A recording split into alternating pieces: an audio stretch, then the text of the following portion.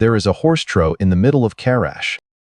And at noon on the hottest day of the year there is a 19-year-old boy sitting in it. Fully clothed, boots on, chin at the waterline. Arms folded on the rim, like a man settling in for a long evening at a bar that has disappointed it before. The water is brown.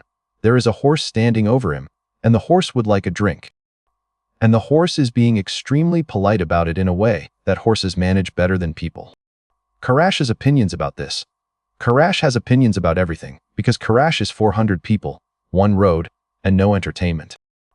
But it has particular opinions about water, and it has developed, over the last 2 weeks, an entire specialist vocabulary for what Tam is doing in that trough. The word most of them are using is mad. The blacksmith's wife has landed on possessed. The priest, who does not like being asked for miracles, and has been asked for 3 this month, has gone with attention-seeking. Aunt Hesse, who raised him, has not used a word at all. She has been standing at the edge of the square for 10 minutes with her arms crossed and her jaw set. And everyone in Karrash knows that this is worse. Tam does not move. He has been in the trough for 4 hours.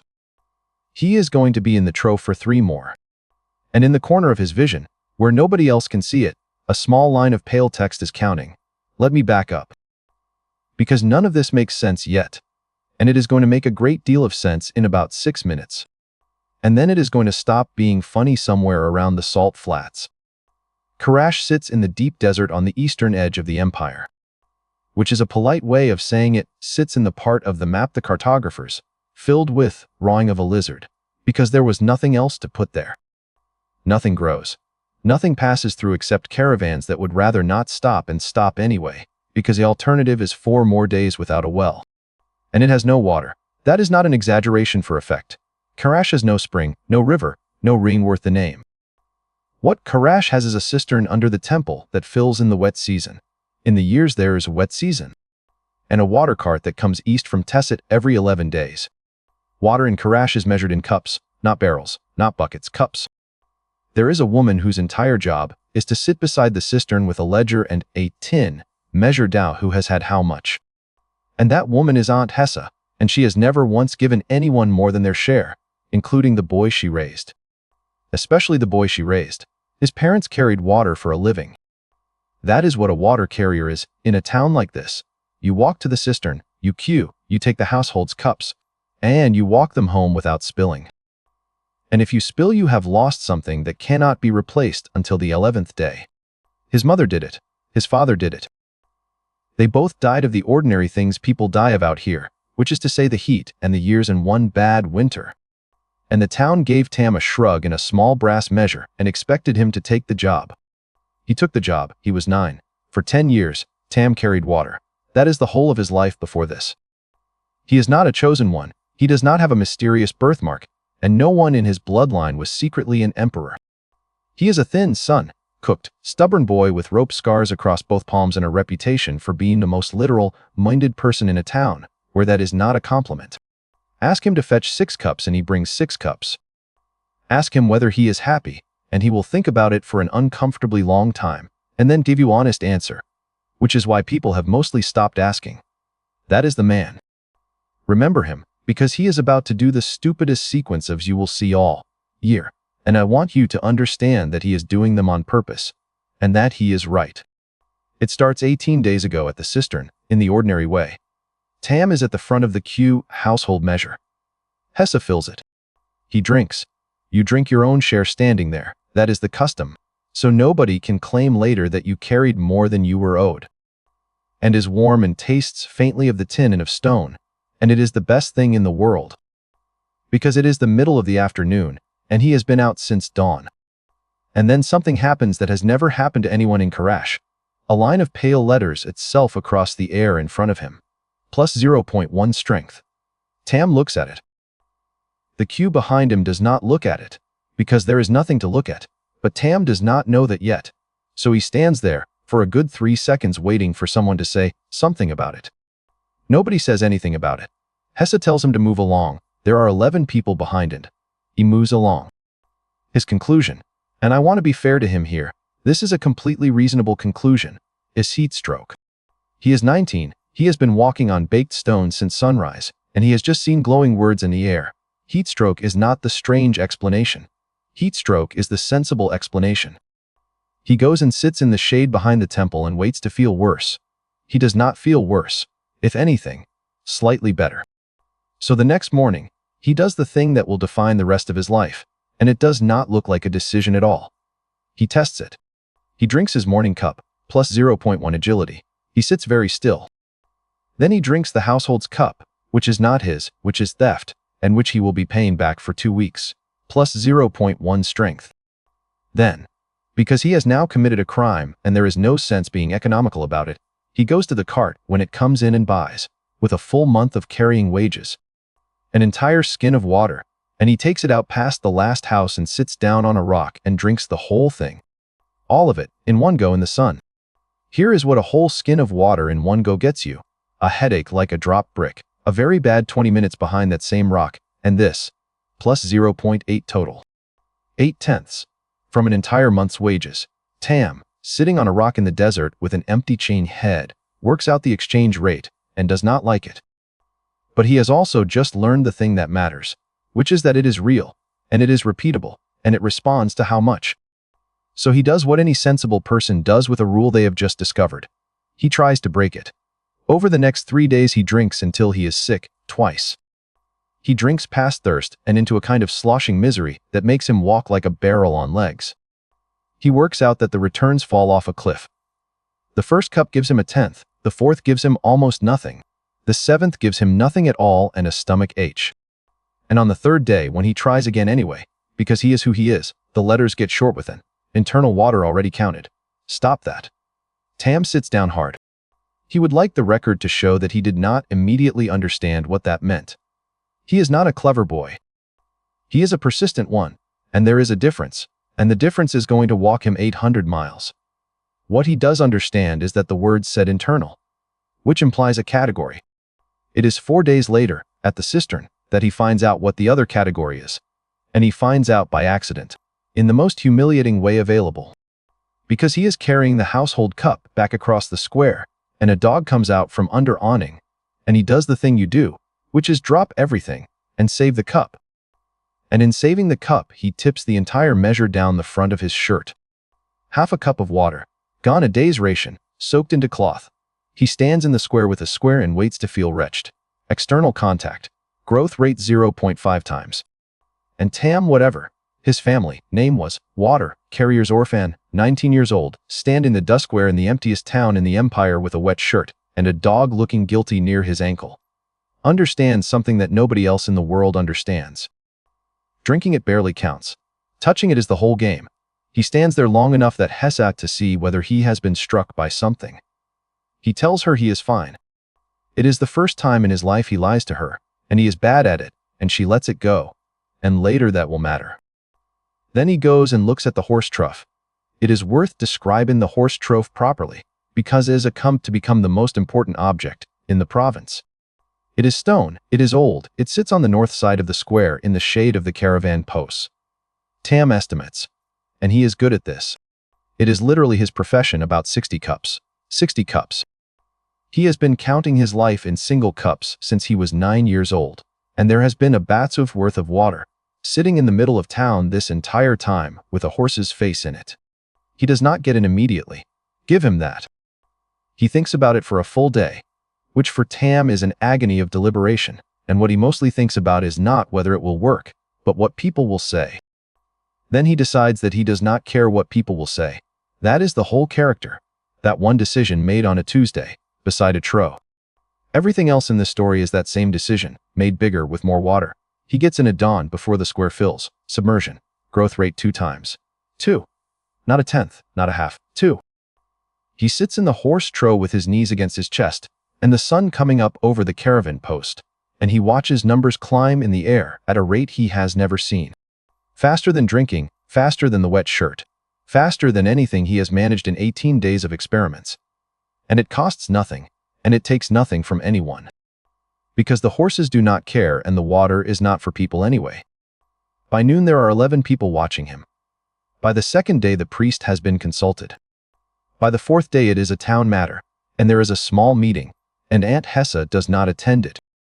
And the ruling comes down that afternoon in the form of the blacksmith and two of his cousins, standing o the trough, with their arms folded. Tam Kettleborne, that is the family name, we have it now, and he will spend the next 800 miles telling people it is not a joke, is formally and permanently banned from the horse trough. He climbs out, dripping in front of half the town. He does not argue. He does not explain, because explanation is worse than the crime. He thanks the blacksmith, which unsettles everyone considerably, and he walks home with his boot shame and his shirt hanging off him. And behind him the horse finally, gratefully, gets a drink. And as he goes, Tam is not embarrassed and he is not angry. He is doing arithmetic, because a horse tour is 60 cups and gives him 2. And somewhere out there, according to a trader who came through last spring and would not stop talking about it, there is water you cannot see the other side of. The barrel costs him everything he has and 11 silver he does not. It comes off the back of the Tesset cart, and it is not a good barrel. It is a wine barrel that stopped being watertight some years ago and has been living out its retirement holding dry goods. And the cooper who sells it to Tam does so with the particular cheerfulness of a man watching someone make a mistake he is not obliged to prevent. You know it leaks, the cooper says. I'll swell it, Tam says. With what? And this is the thing about Tam Kettleborne. He does not hear that as an insult, or a challenge, or a joke about a boy in a desert town buying a barrel. He hears it as a scheduling question. With the leak, he says, it takes 4 days. He fills the barrel from his own ration, a cup at a time, and lets it weep out through the seams, and each time it empties he fills it again. And the wood drinks and darkens and swells and closes on itself the way wood does when you are patient with it. By the 4th night it holds. It cost him 4 days of drinking water, which in Karrash is the sort of thing you do not tell people about, and he tells nobody. Then he puts it behind Hesse's house, in the strip of shade along the north wall, and he fills it, and he gets in. Submersion, growth rate 2 times, he sleeps in it that night. I want to be very clear about what that means, because it is easy to hear. He slept in a barrel, and picture something cozy. He is 19 and he is not small. The barrel is a wine barrel. He sleeps sitting up with his knees against his chin, and his head tipped back on the rim, in water in the dark. And he wakes at some point in the small hours with a cramp in both legs, so bad he cannot get out with help. And there is nobody to help, so he waits it out, and does not make a sound, because Hesse is asleep on the other side of the wall. He does it again the next night. He does it for 5 weeks. That is the part you should hold on to. Not the image, which is comic. A young man asleep in a barrel in a yard in the desert. The 5 weeks. He does the ridiculous thing, and then he keeps doing it after the joke has worn off, after the novelty is gone, after his back has started to complain permanently. Because the numbers keep going up, and that is enough for him. Meanwhile, there is the problem of the day, because Tam still has a job. He is still a water carrier, and the household still needs its cups walked home, and the caravan post still needs its measures counted, and none of that happens from inside a barrel. Which means that for 11 or 12 hours out of every 24 he is out on baked stone at 0.1 times, the trickle, the crawl. Watching a number move so slowly he could go and have a full conversation, and come back and find it in the same place. He hates it, not with despair. Tam is not really built for despair. He hates it the way you hate a cue. A low, itching impatience that follows him around all morning, and makes him short with people. He is not weak on dry land. He has never been weak. He is stronger this month than he was last month, and stronger this week than last week, and it is all still there. None of it drains away. It is simply that out there, in the sun on the stone, he is wasting time, and he can feel every hour of it. So he solves it. Badly, and in public, which is the only way Tam solves anything. The solution is called Pip, and Pip is 11. Pip is the middle child of the family that runs the caravan post, which means Pip has approximately would do a day in 11 hours in which to have no duties at all. And Pip has been watching the barrel situation with the total absorption of a child who has found a new thing in a town where nothing is new. The arrangement Tam proposes is this: 1 copper a day, and Pip walks behind him with a buth water on him. That is it. That is the whole job. The arrangement Pip counter proposes, after a silence long enough to be theatrical, is 2 coppers a day, on the grounds that. And Pip lays this out with the gravity of a man twice his age. Carrying a bucket is work. Being laughed at while carrying a bucket is harder work. And Pip's mother is going to have things to say about it, And those things have a price. Tam pays the 2 coppers. He pays the 2 coppers for 6 weeks, and it is the best investment anyone in Karrash makes that year. And the sight of it becomes so ordinary that within a month people stop turning their heads to the water, carrier going about his round with an 11-year-old trailing him, tipping half a cup down his collar every few hundred paces, both of them entirely serious about it. Damp. Growth rate 0.5 times, half instead of a tenth, 5 times better than drive and the price of 2 coppers and every last scrap of his dignity. Tam considers this an excellent trade. He has, at this point in his life, no dignity left to protect and a very clear idea of what he's buying with it. Then he gets greedy, which is when the bathhouse happens. Karrash has a bathhouse. Of course it does. Every town on a caravan road has one, because caravan men will pay for a wash after 4 days in the white, and money is money even in a town where water is measured in cups.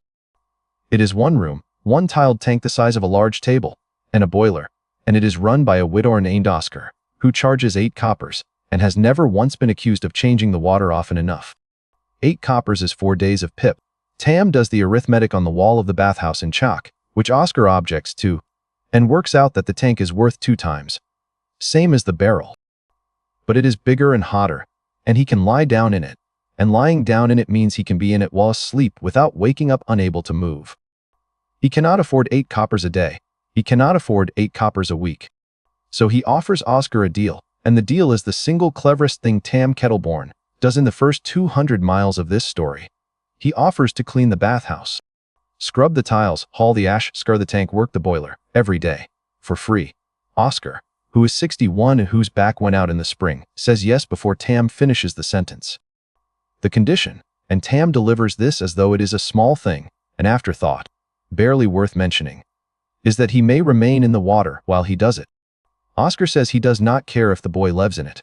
Tam moves in. Not officially. He keeps the brow, keeps the house, he keeps the round. But from that week onward, Tam Kettleborne spends every hour between the last customer and the first customer submerged in a tank in the back room of a bathhouse in the deepest desert in the empire.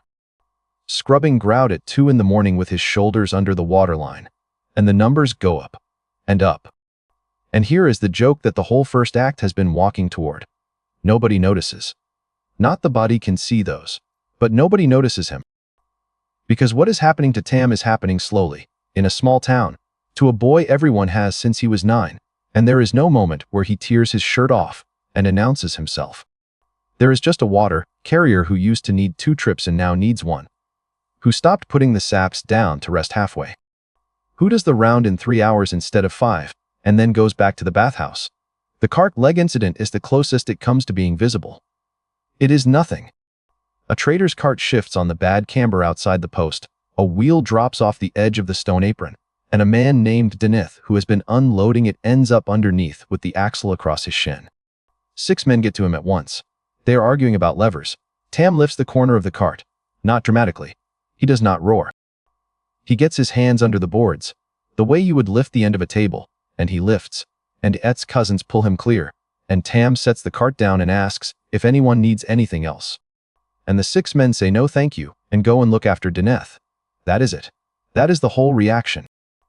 Because it was 6 men and a boy at a cart, and afterwards nobody can say for certain who was lifting what. And because Tam has been a fixture in that square since he was 9 years old, and because the human mind will do almost anything rather than update. Only 2 people in Karrash know something is wrong.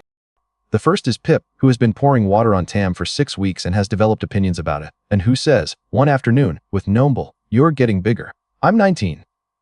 No.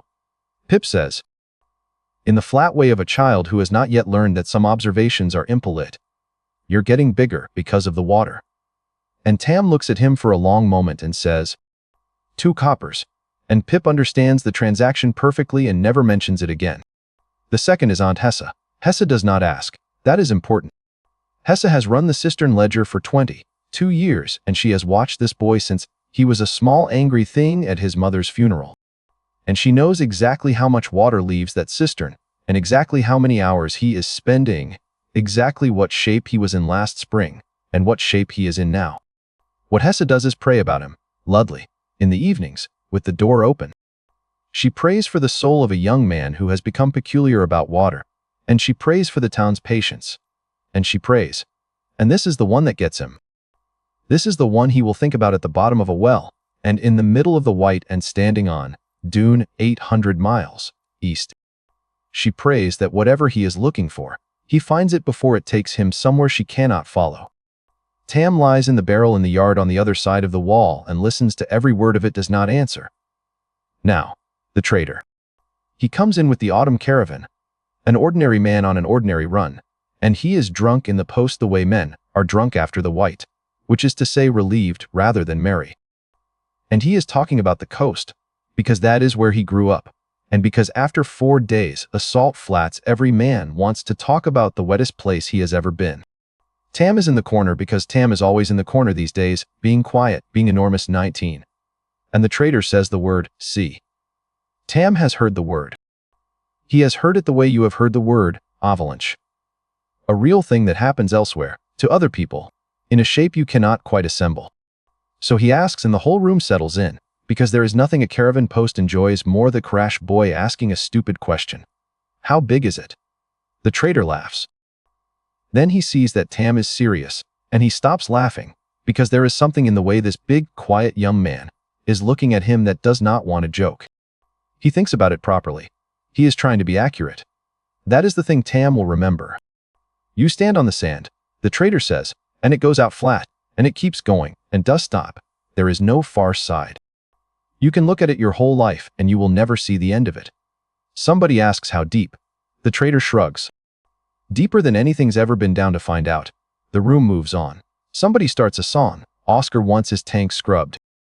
Tam Kettleborne walks out of the caravan post into the cold desert night and stands in the empty square beside the horse trough he is banned from, and does the only calculation that has ever really mattered to him. A cup a tenth, a wet shirt a half, a trough a barrel, a bathhouse tank 2. And out there, 800 miles east, past the road wells and the caravan town, and the salt flats and everything he has never seen. A body of water with no far side. He does not tell anyone he is going. He is 19 and he has never in his life made a plan more day long, so he does not make one now. He goes back to Hess's house. He rolls the barrel out of the shade along the north wall, empties it, and lashes it to a pack frame, rope he has been using for water skins for 10 years. He leaves the brass measure on the table, where she will find it. And a little after midnight, with a wine barrel strapped to his back and 40 coppers in his boot, Tam walks east out of Karrash on the caravan road, in the dark, toward an ocean he cannot picture, at a growth rate of 0.1 times. The barrel is a catastrophe. It takes Tam 11 miles to understand this and another 9 to admit it. And the gap between those two numbers is the most accurate measurement of his character anyone will ever take. Here is the problem. A wine barrel weighs a considerable amount empty. Full it weighs what 60 cups of water weigh, which is to say it weighs like a person. And Tam has strapped a person to his back and set off across a desert on foot. And because it is a barrel, it does not sit. It rolls against the frame with every step, so that he is not carrying a weight so much as arguing with one. And by the 4th mile the rope has worn through his shirt, and by the 8th it has worn through something else. He empties it at mile 20.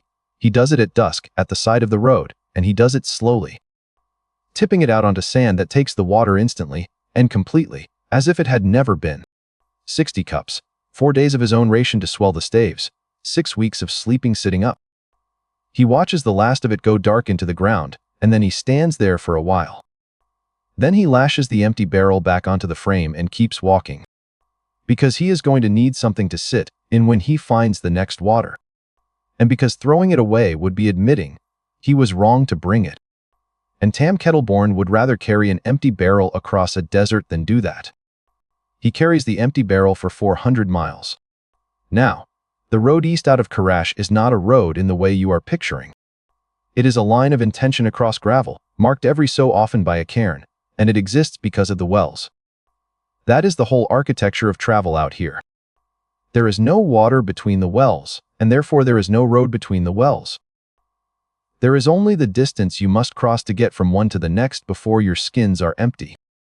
11 miles, 19, 26, on the bad stretch, and the 26-mile stretch has people within living memory, and everyone knows their names. Tam walks it at 0.1 times. I want to sit with that for a moment, because it is the engine of everything he does for the nets furthered and 40 miles. And if you do not feel it, none of his decisions will make sense. He is not dying. He is not weakening. Every scrap of what the tro and the barrel and Oscar's tank gave him is still in his body, permanently.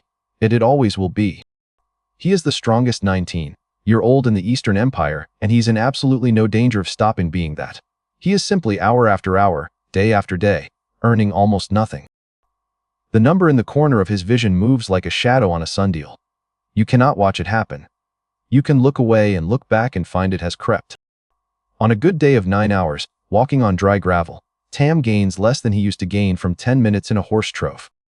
And he knows, because he has done the arithmetic obsessively, in his head, since Karrash, that there is a bathhouse tank 200 miles behind him giving 20 times what this gravel gives.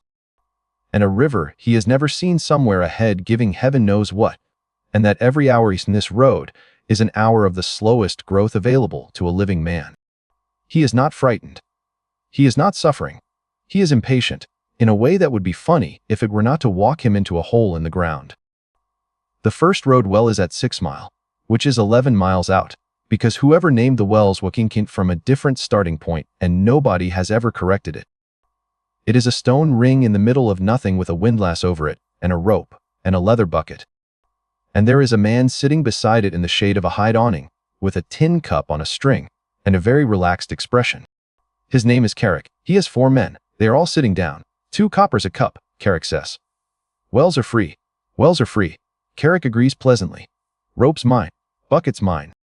Windlass I put in myself, 3 summers back, ask anyone. You want to go down there and get it with hiens, be my guest.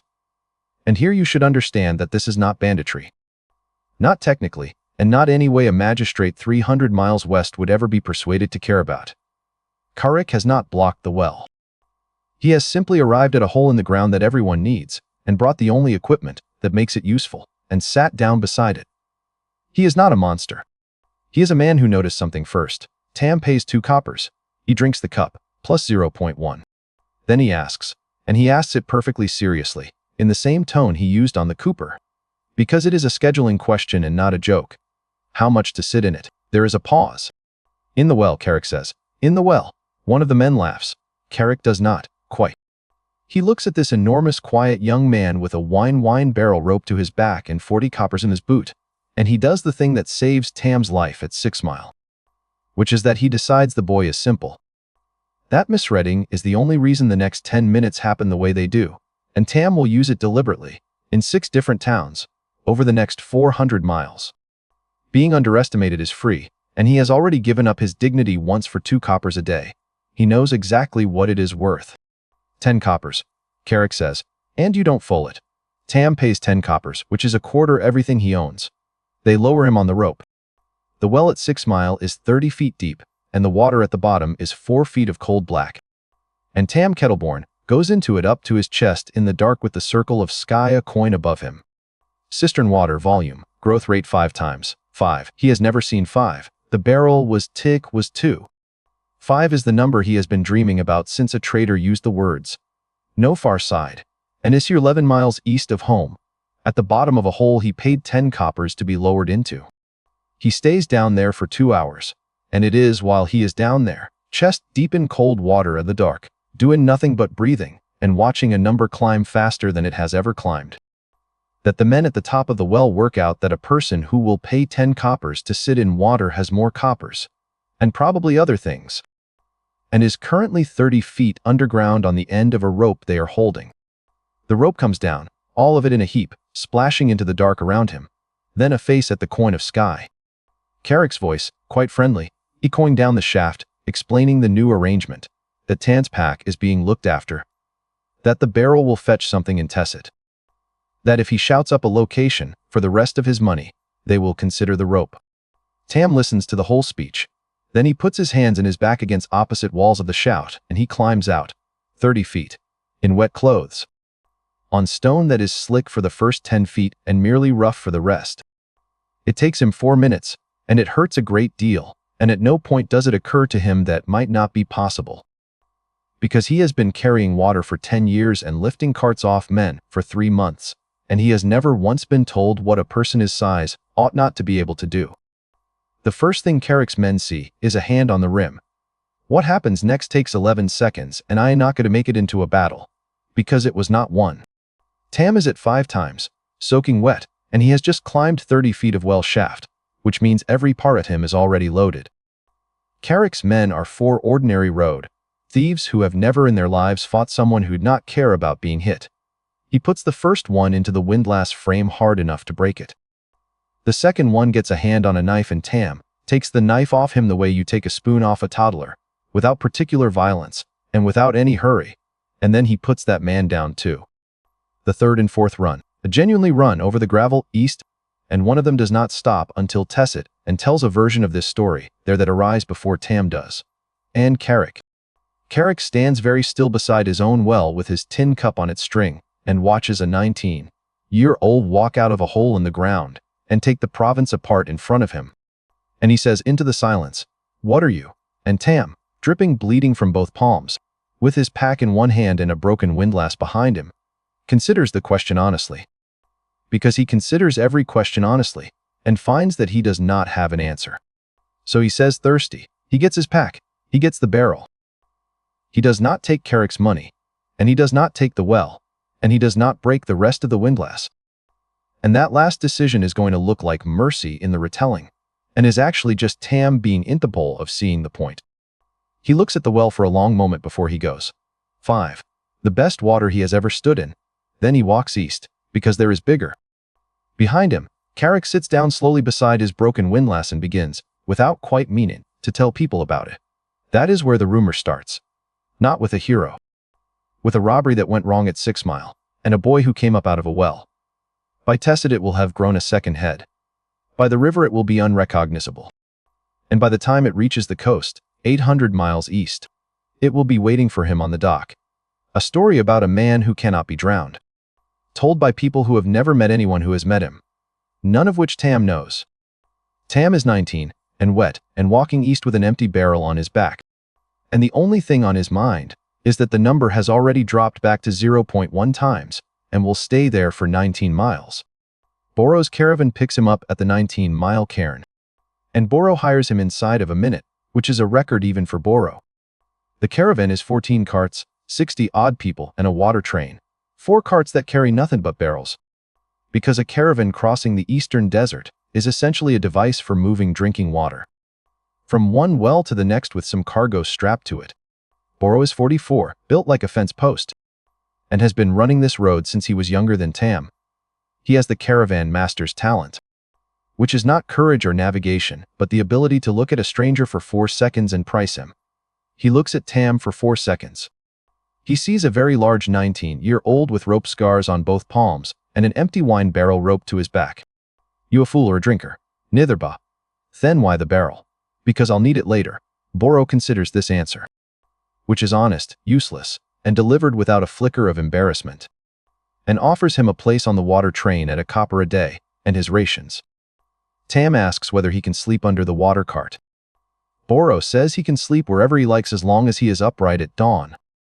And that is how Tam Kettleborne joins the caravan, and how the water cart of the eastbound autumn train acquires, for 400 miles, a permanent resident.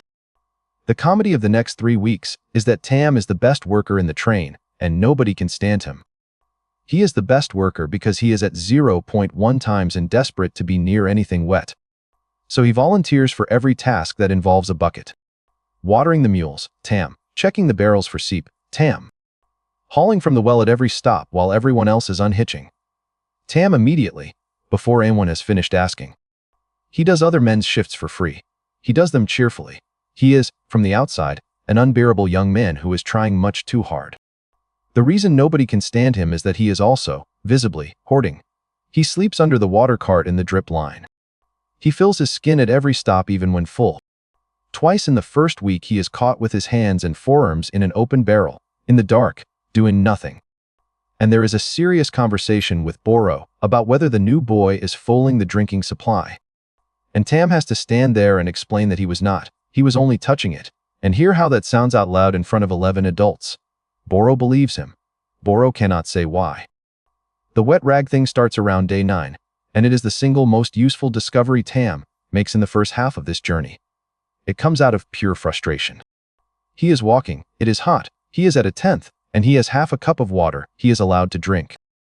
And he thinks about the dog in the square in Karrash, and the ruined shirt, and instead of drinking it he tears a strip off the bottom of his shirt, soaks it, and ties it round his neck, damp.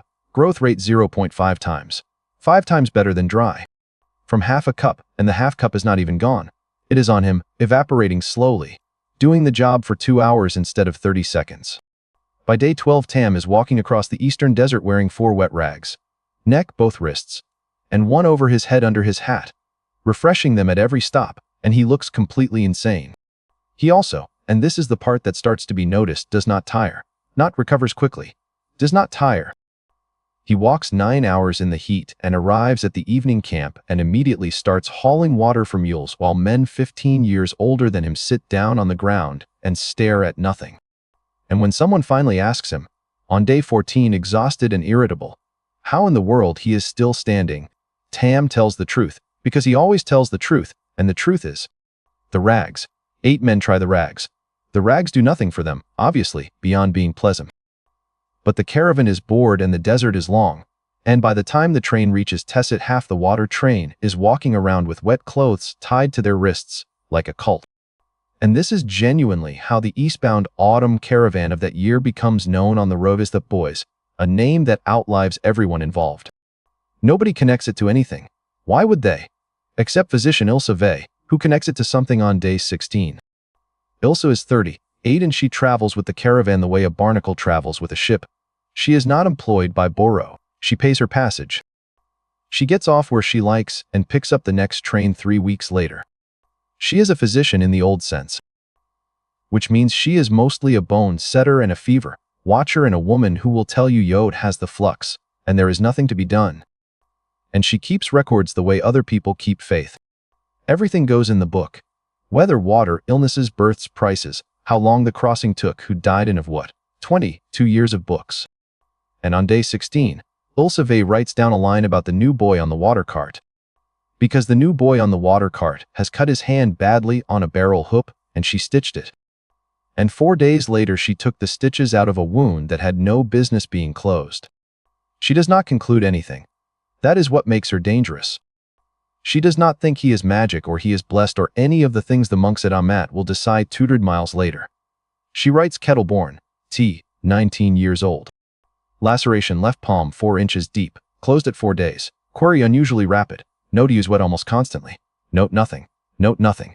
That is the entry.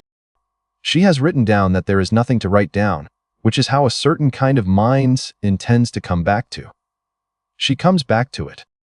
She comes back to it for 2 years. Now the traveler. He joins at the 26-mile stretch, the bad one, the one that has killed people whose names everyone knows.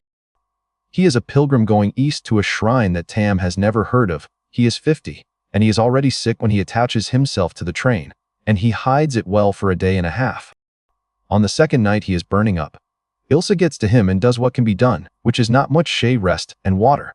Mostly water. A body in fever burns through it, and there is a very simple arithmetic to a man like this in a place like this, which is that he needs perhaps 3 days of extra ration, and the caravan does not have 3 days extra ration. Because the caravan's water is calculated to the cup for 60 people across 26 miles. So Boro does what caravan masters have always done, which is to put it to the train. Anyone who wants to give from their own share may give. Nobody is obliged. Some give a cup. 2 men give nothing and are not judged for it, because out here that is a real position honestly held.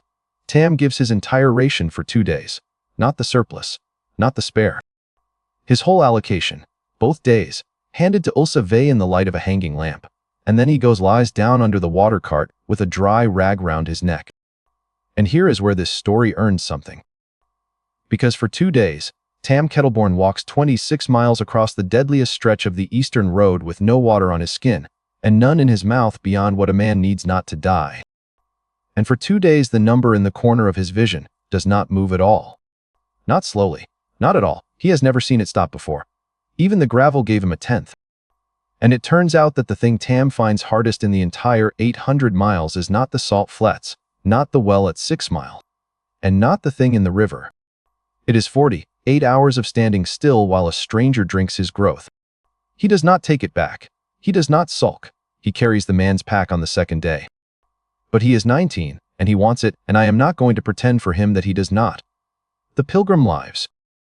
He gets down off the cart at Tessit under his own power, and he says something to Tam that neither makes much of at the time. That Tam should come to the shrine. That they will be glad of him. And Tam thanks him and forgets it inside of a week. Ulsave does not forget it. Ulsa writes it down.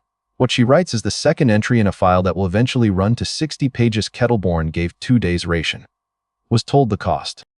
Gave anyway. Note. He did not appear to consider it a sacrifice. He appeared to consider a delay. She underlines delay. Tessit is 4 days out now, and Tessit has the public baths, and Tam has heard about the public baths from every single person on the water train, because he has asked every single person on the water train. Boro finds him on the last night before the town, sitting up on the tailgate of the water cart at 2 morning, wide awake, doing arithmetic on his fingers in the dark. Boro has been running this road for 26 years. He has seen boys get strange about drink, about a girl in one town or another. He has not seen this. You know what's after Tessit, Boro says. The white. No wells. No shade. Nothing to sit in and nothing to soak. And I've seen men go peculiar out there for a lot less reason than you've already got. He looks at the empty barrel wrapped to the cart. Whatever it is you're doing, lad. The white doesn't care. And Tam nods and thanks him and goes on doing arithmetic on his fingers. Because Boro is right about all of it, and it changes nothing. And 4 days east of Tessit the road runs out onto a plain of white salt under a white sky, where there is not 1 drop of water in any direction for 90 miles. First, though, the baths. Tessit is a town built entirely on the fact that people arrive at it desperate.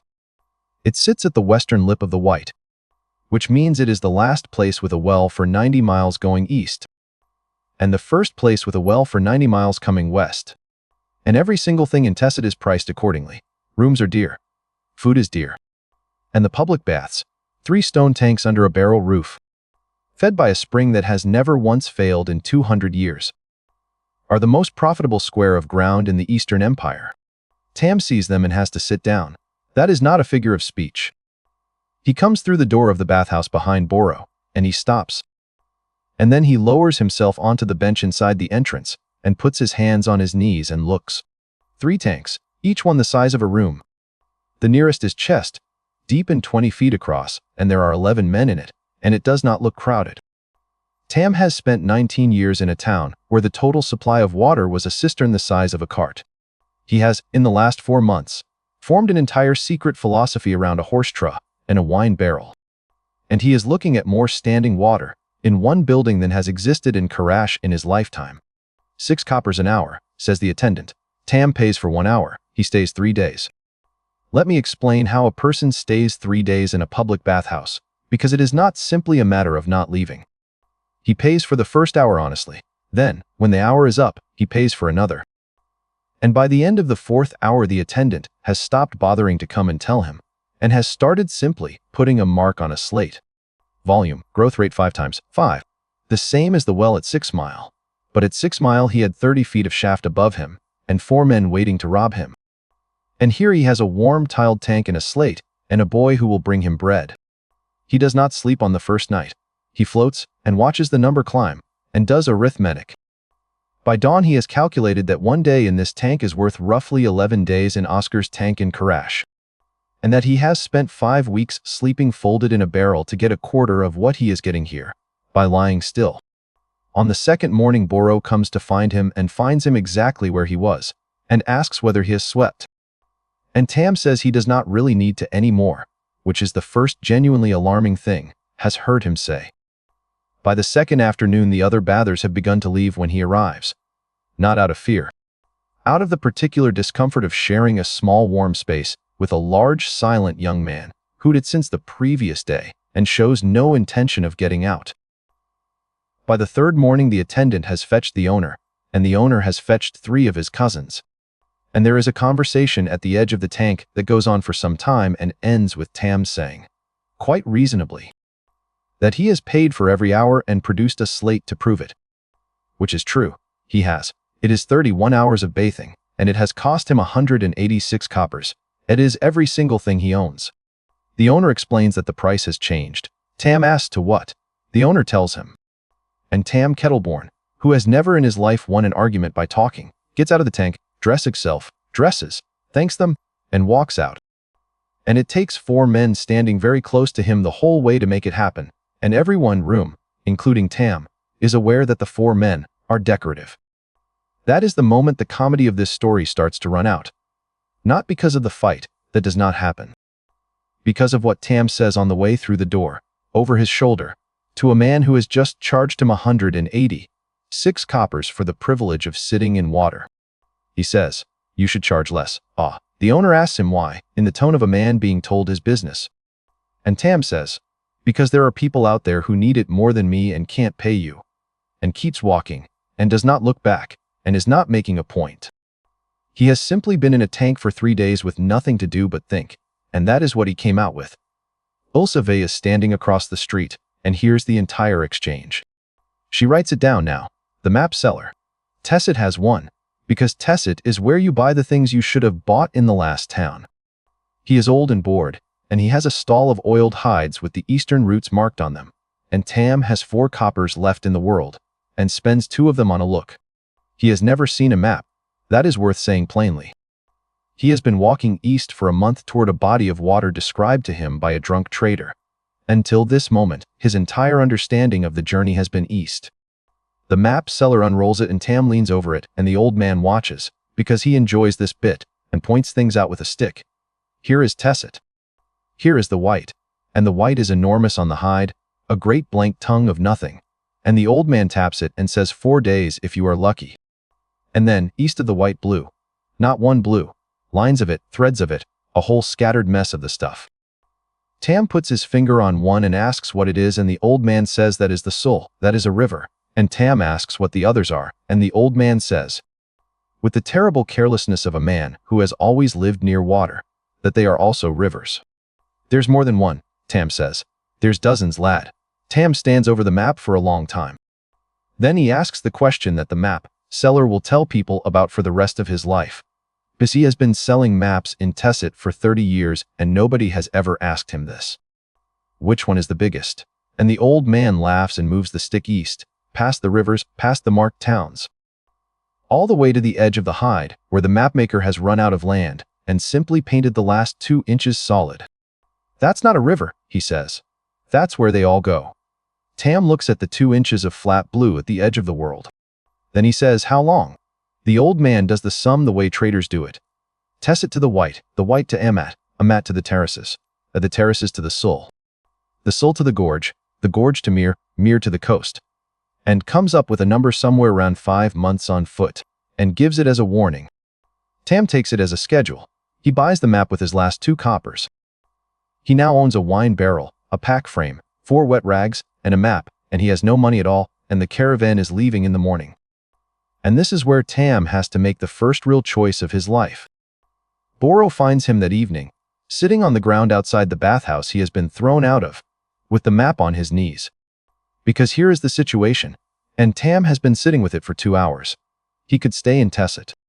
There is work. There is always work in Tessit, hauling for the caravans, and a strong boy can earn 6 coppers a day, and 6 coppers is an hour in the tanks. He could spend a year here. He could spend 5. He could sit in the best water he has ever touched for an hour every single day, and grow it 5 times, and let the rest of the world go by. And he would end that year stronger than anyone he has ever met. And 90 miles east there is a plain of salt that gives nothing, and it takes 4 days to cross, and the other side there is an oasis he has never seen described by anyone who was sober. The safe thing and the slow thing are the same thing. That is the trap, and it is the trap that catches almost everybody, and it is going to catch him Amat, and again at the river, and one final time at the edge of the ocean. Boro sits down next to him with a grunt. You're not coming, he says. It is not a question. Boro has been reading men for 26 years. I am coming. Boro looks at him. You've no money. I'll work the water train. I can't pay you. I know. And Boro, who has been running the Eastern Road since he was 17, who has left men in Tessit before and will again, who does not sentimentalize anything, sits there for a while, and then says the thing that gets Tam across the white. 4 days, he says. No wells. Nothing to soak. Whatever it is you're chasing, it stops for 4 days out there and there is nothing you can do about it. Men have gone strange for less. If you're going to come apart, lad, come apart here, where there's a tank to put you in. Tam thinks about it properly, the way he thinks about everything, for an uncomfortably long time. Then he says, "Can I ride on the water cart?" Boro laughs until he has to wipe his face. They leave at dawn. 14 carts, 60-odd people, 4 carts of barrels, a physician with a notebook, and a 19-year-old with an empty wine barrel, and a map he cannot read, who has just walked in the best water in the Eastern Empire, because there is more of it somewhere he has never been. Behind them the tanks steam gently in the cold morning. Ahead of them the road runs out onto white. The white is not a desert. Tam has lived his whole life in desert, and he knows what desert is. Gravel and rock and scrub that has given up, hills in the distance, something to look at. Desert has features. Desert has direction. The white has none of these things. It is the floor of a sea that dried up before anybody was writing things down. And what is left is 90 miles of salt crust, flat as a table. Under a sky that is not blue but a kind of bleached nothing. And the two of them meet at a horizon that does not appear to be any particular distance away. There is no shade, not less shade, none. There is nothing standing up anywhere on it to make any. And it is white, so the light comes at you twice.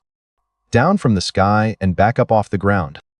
And by the middle of the first morning, every person in the caravan is walking with their eyes almost shut and a cloth across their face. And the mules have been given hoods, and nobody is talking. Because talking dries you out and everyone knows it. Boro sets a rule at the edge, and it is the only rule you drink when the waterman says, and not before. And if you are caught drinking out of turn, you walk behind the last cart for the rest of the crossing. The waterman is Tam. He does not ask for the job. Boro gives it to him on the morning they start, and everyone understands why. Tam is the only person in the train who has never once taken more than his share. In 3 weeks of being visibly obsessed with water. And there is not a man on the road who does not appreciate that particular joke. So for 4 days, Tam Kettleborne walks the line with a tin measure and gives 60 people their ration, and does not take 1 drop more than the smallest of them. Growth rate 0.1 times, and it holds there. Hour after hour, mile after mile, at the lowest rate the world offers. And every single one of those hours he is standing next to 4 carts of water he is not allowed to touch. Now, I have made a joke of this man's impatience for 2 sections, and I am going to stop, because out here it stops being funny. By the second day it is genuinely eating him. Not thirst. He is drinking his ration. He is not in danger. It is the arithmetic, running all day behind his eyes, uninvited. He knows exactly what 4 days is worth. He worked it out in the tank at Tessit. 1 day at 5 times is roughly 50 days at 0.1 times. Which means 4 days out here is a season of walking. It is the whole autumn. It is everything he earned in Karrash from the trough and the barrel in Oscar's tank combined. Sitting out there on the salt. Not happening. He starts counting his own steps to have something else to do. He gets to 11,000. He starts again. On the second night he does something he is ashamed of for years afterwards. And it is this: he sits up in the dark next to the water carts, alone, on watch. With 60 people asleep behind him, and 400 cups of water an arm's length away. And he thinks about putting his hands in it. Not drinking. He would never drink it. Just his hands. Nobody would know. Nobody would be short a single drop. Half an hour at 2 times, and it would cost the caravan nothing at all. He sits there for 2 hours with his hands on his knees. He does not do it, and the reason he does not do it is not honor, and it is worth being precise about this. Because it is the most important thing anyone learns about Tam in the first half of this story. He does not do it because Boro made him waterman in front of 60 people as a joke about how honest he is, and Tam has understood the joke. And he would rather cross the white at a 10th than be the man that joke stops being about. That is all. That is the whole of his moral architecture. He does not have principles. He has a very literal sense of what he has been handed. The third day is the bad one. The pilgrim dies on the third day. Not the fever pilgrim. That man got off at Tessit and went to his shrine and is fine, and this is a different man entirely. A cart mender named Sable who is 56 and has crossed the white 9 times before, and who simply does not get up on the third morning. There is no drama in it. Ilsa gets to him, and he is already gone, and it is his heart, and there was nothing to be done a roadside, or in a city, or anywhere in between. He was 56 and the sun was very hot and his heart stopped. And the caravan does what Karra do, which is that it stops for 1 hour. You cannot bury a man in the white. There is no soil, there is crust and then brine.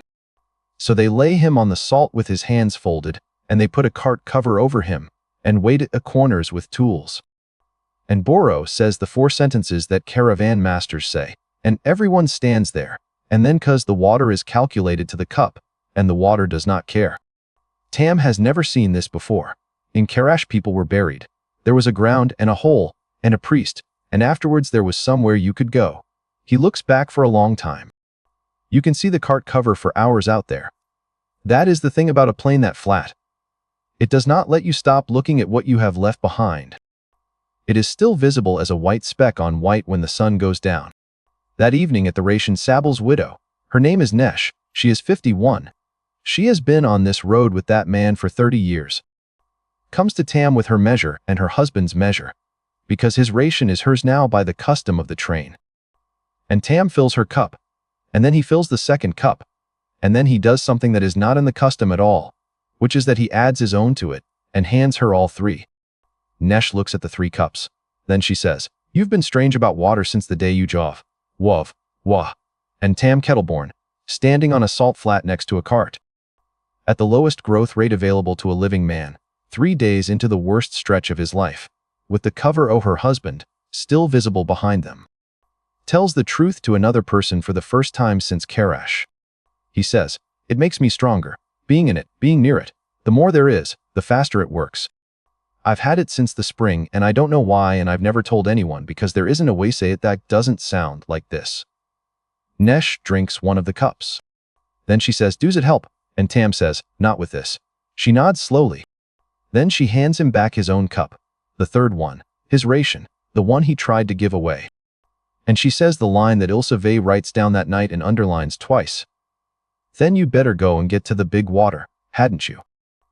In case it helps with something." He carries her packs for the rest of the crossing. He does it without being asked, and without mentioning it, and he does not take back the hours, and Nesh does not thank him. Because out there that is not how it works. The 4th day is the longest day of Tam's life to that point. The salt gives out into gravel around noon, which is the first change in the ground in 90 miles. And there is a general low sound from the whole train that is not a cheer. Just 60 people making a noise at the same time. And in the late afternoon, with the sun behind them throwing the shadow of the caravan outhead across the stones, Tam, who has been walking at the front all day because he cannot make himself walk anywhere else, stops. He stands very still. Boro, who is riding, comes up alongside and asks him what he sees, and Tam says nothing for a while. He does not have the vocabulary for it, and he is afraid of being wrong in front of everybody. Then he says, "Something green." Boro looks. Boro is 44 and has crossed the white 30 tons and cannot see it, and says so. Tam says it is there. The train goes another 2 miles and Boro sees it too. A low dark smudge on the horizon that could be anything. A rock formation. A trick of the light.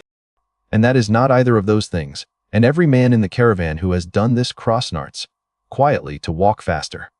A mat. Tam has been staring at nothing for 4 days at a tenth of what he is worth. And he saw green before a man who has looked for it 30 times. And neither of them thinks anything of it. They should have. Because Tam Kettleborne, who has never in his life seen a natural body of water, has just noticed one from 6 miles away. He smells it before they arrive, and he does not know what he is smelling. It is green. That is the only way he can describe it afterwards, and it is not a description at all. 4 days of salt and hot stone and the inside of his own cloth mask. And then, somewhere in the last mile, the air changes and becomes a thing with a taste in it. And Tam stops walking again and stands there breathing with his mouth open like a fool. A mat is a crater of palms in a gravel plain. And at the bottom of it is a pool 300 feet across. And it is the first natural water Tam Kettleborne has seen in 19 years of life. He does not go in immediately. That surprises everyone, including him. He comes over the lip with the caravan, and he stops on the slope, and he looks down at it. And the rest of the train goes past him, and starts unhitching and shouting, and doing the ordinary business of arriving. And Tam stands on the slope for a long time. Because it is not like the tanks at Tesset. The tanks were water in a box. Somebody put it there. It had an edge you could see all the way round, and a bottom you could touch and a price. This is water that is simply present, in the ground, of its own accord, with reeds standing up out of it and birds on it, and a dark green depth in the middle, where the light stops. And it did not cost anybody anything, and there is no attendant with a slate. Tam has spent his entire life understanding water as a measured quantity handed to him by an aunt with ledger. This is not a quantity, this is a place. He walks down the slope and into it fully clothed, with the barrel still roped to his back. And he gets about 10 feet before Boro shouts at him about the barrel, and he unships it without looking and keeps going. Chest deep, then to the chin. Natural water source. Growth rate 10 times 10. He makes a sound. Several people look round. And then the numbers start moving in a way he has never seen. Not climbing, running. Faster than he can read them. So that the small pale figures in the corner of his vision blur into a scroll he cannot follow. In Karrash he could watch each tenth arrive. In the tank at Tessit he could track it if he concentrated. Here it is a river of its own, and after a minute of trying he gives up and stops looking at it entirely. Which leaves him standing chest deep in an oasis at sunset with nothing to do but feel it. He stays in the water for 19 hours. The caravan rests 3 days at Amat. Everyone does. It is what Amat is for. And Tam spends the whole of the first day, and most of the first night in the pool, and this time nobody throws him out. Because there is nobody to throw him out, because the water belongs to no one. That fact takes him most of a day to absorb. He asks 4 separate people who owns its Boro. He asks a monk. He asks a woman selling flatbread on the bank, and each of them gives him a version of the same baffled answer, and the woman finally says, "Lad, it's water," in the tone you would use with someone asking who owns the sky. In Karrash, water was cups in a ledger. In Tessit, water was 6 coppers an hour and 4 cousins to remove you. Here it is a hole in the ground full of it, and any living thing that can walk to the edge may as much as it likes forever. Tam floats on his back in the middle of it in the dark, at 10 times the rate he has ever grown in his life, and laughs, and cannot stop for some time. The monks of Amat arrive at their conclusion on the second morning. There are 11 of them, and they keep the shrine on the eastern lip. And they have watched a young man go into the water at dusk on the first day, and still be in it at noon on the second. And they have gone down to check on him twice, and found him perfectly well, and perfectly happy and disinclined to leave. The abbot is a small pragmatic woman named Sir, who has run the shrine for 30 years, and she comes down and sits on the bank with her feet in the shallows, and talks to him for an hour. She is not a fool. She asks good questions. She asks whether he is running from something. She asks whether he is ill, and he says no. She asks, and this is the sharp one, whether he thinks the water is doing something to him. And Tam, who has told exactly one person the truth, and that was on a salt flat 3 days ago, and it did not go badly, considers telling her. Then he does not. He says, "I like it." Which is true, and is not the truth, and is the first time in this story that Tam Kettleborne deliberately declines to be honest with someone who deserves better. So here's the shape of the omission. She does not push. What the monks decide, over the following day, without asking him, in the way that communities always decide things, is that he is blessed, not a saint, nothing so grand.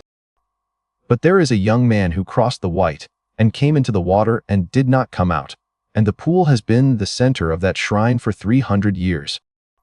And it is a very short walk from he loves the water to the water loves him, and people make that constantly, and always have. By the third morning there are offerings on the bank, small ones, a cup of oil, flatbread, a child's carved bird. Left at the waterline near where he tends to stand, by pilgrims who have come in with the caravan, and been told the story by someone who was told it by a monk. Tam finds them and does not understand what they are. And when he does understand, he is so appalled that he gets out of the water for the first time in a half and goes and finds Sir and asks her to make them stop. Sir says she cannot. They're wrong, Tam says. Probably, Sir agrees. Does it hurt anyone? It's not true. And Sir, who has been running a shrine for 30 years and has heard every version of this conversation, says the thing that Tam carries all the way to the ocean. People need somewhere to put it. If you take away the place they're putting it, they don't stop having it. They just find somewhere worse. Then she tells him he may sleep in the pool as long as he likes, that nobody will trouble him about the offerings again. And she goes back up the hill, and the offerings keep appearing, and Tam stops looking at them. That is the first time he is made into a story by people who mean well. And it will not be the last. And every single time it happens he will be exactly this bad at it. Now the trap. The caravan is leaving on the 4th morning. Boro tells him the night before, in the way of a man giving notice rather than issuing an invitation. And then Boro goes to bed and leaves Tam, sitting in the shallows in the dark to work it out.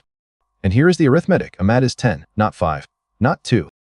10, continuously free, in water that nobody owns, at a shrine where the abbot has personally told him he may stay as long as he likes, and where people leave him bread. He could stay. He could stay a year. He is 19. A year is nothing. A year at 10 times in this pool is worth. He does the sum 3 times, and gets a number he not believe and does the sum again. It is worth more than everything he has earned in his entire life so far, several times over, and at the end of it he would be something the world does not have a word for. And he would have done it lying on his back looking at palm trees. There is no risk here. Nobody is going to rob him at Amat. The white is behind him, and the Y is the worst thing on the route, and it is behind him. He sits in the water until about 3 in the morning. And what gets him out is not ambition, and is not Nesh's line about the big water, though that is in there somewhere. It is a much smaller and more Tam-shaped thought, and it arrives while he is looking at the dark where the pool, where the light stops. The thought is, I do not know how deep this is. He has been in this water for 3 days, and he has never once put his head under and gone down to find the bottom, because there has been no need. The numbers run fine from the surface. And it occurs to him, at 3 in the morning, that he has no idea whether the middle of Amat is 8 feet deep or 80. So he goes and finds out. He swims. Badly. He has been swimming for 3 days and he is self-taught and it shows. Out to the middle, takes a breath, and goes down. It is about 20 feet. He touches the bottom, which is cold sand and old palm litter, and he stays down there a moment, and the number does something. Not a lot. A flicker. It is still saying 10, but for the seconds he is fully under, at the bottom, in the dark. It reads differently. The way a note played on a bigger instrument is the same note, and is not the same sound. He surfaces and floats there, and thinks about that flicker for a long time. And then Tam Kettleborne works out the rule that runs the rest of his life, and it is not a clever rule, and he does not phrase it well. What he thinks is, there is always bigger. Karrash had a trough and he thought that was the ceiling. 6 Mile had a well, and it was 5. Tessit had tanks and they were 5 and they cost him everything he owned. Amat is 10 and is free, and he could live here. And somewhere east of here is a river, and after the river is a lake, and past all of it is the tuilage of flat blue, at the edge of a map, where the mapmaker ran out of land. If he stops at 10 because 10 is wonderful and he is tired and the people here are kind, then he will never know what the flicker. He gets out of the pool at dawn. He is on the caravan's tail when it pulls out. Boro sees him coming, and does not say anything at all, which from Boro is practically an embrace. Ulsave, riding on the physician's cart, watches the osis and the shrine and the offerings of Bentha go on behind them and writes, in a hand that is getting less neutral, by the month Kettleborne left Amat.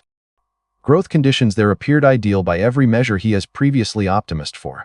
He lets speed, having gone to the bottom of the pool first. Query, he is not seeking comfort or safety. He is seeking a ceiling. Concern, I do not think there is one. East of Amat the ground starts to remember what it is for. It happens gradually enough that Tam does not notice the day it changes. There is scrub, and then there is scrub with something growing between it. And then one morning there is a field, an actual field, ploughed, with a person in it, and Tam walks past it staring like a man at a parade. By the 4th day the road is running through terraces. The terraces of Amar are 1100 years old, and they climb the eastern hills and steps, and every step is a shelf of flooded field held up by a stone wall.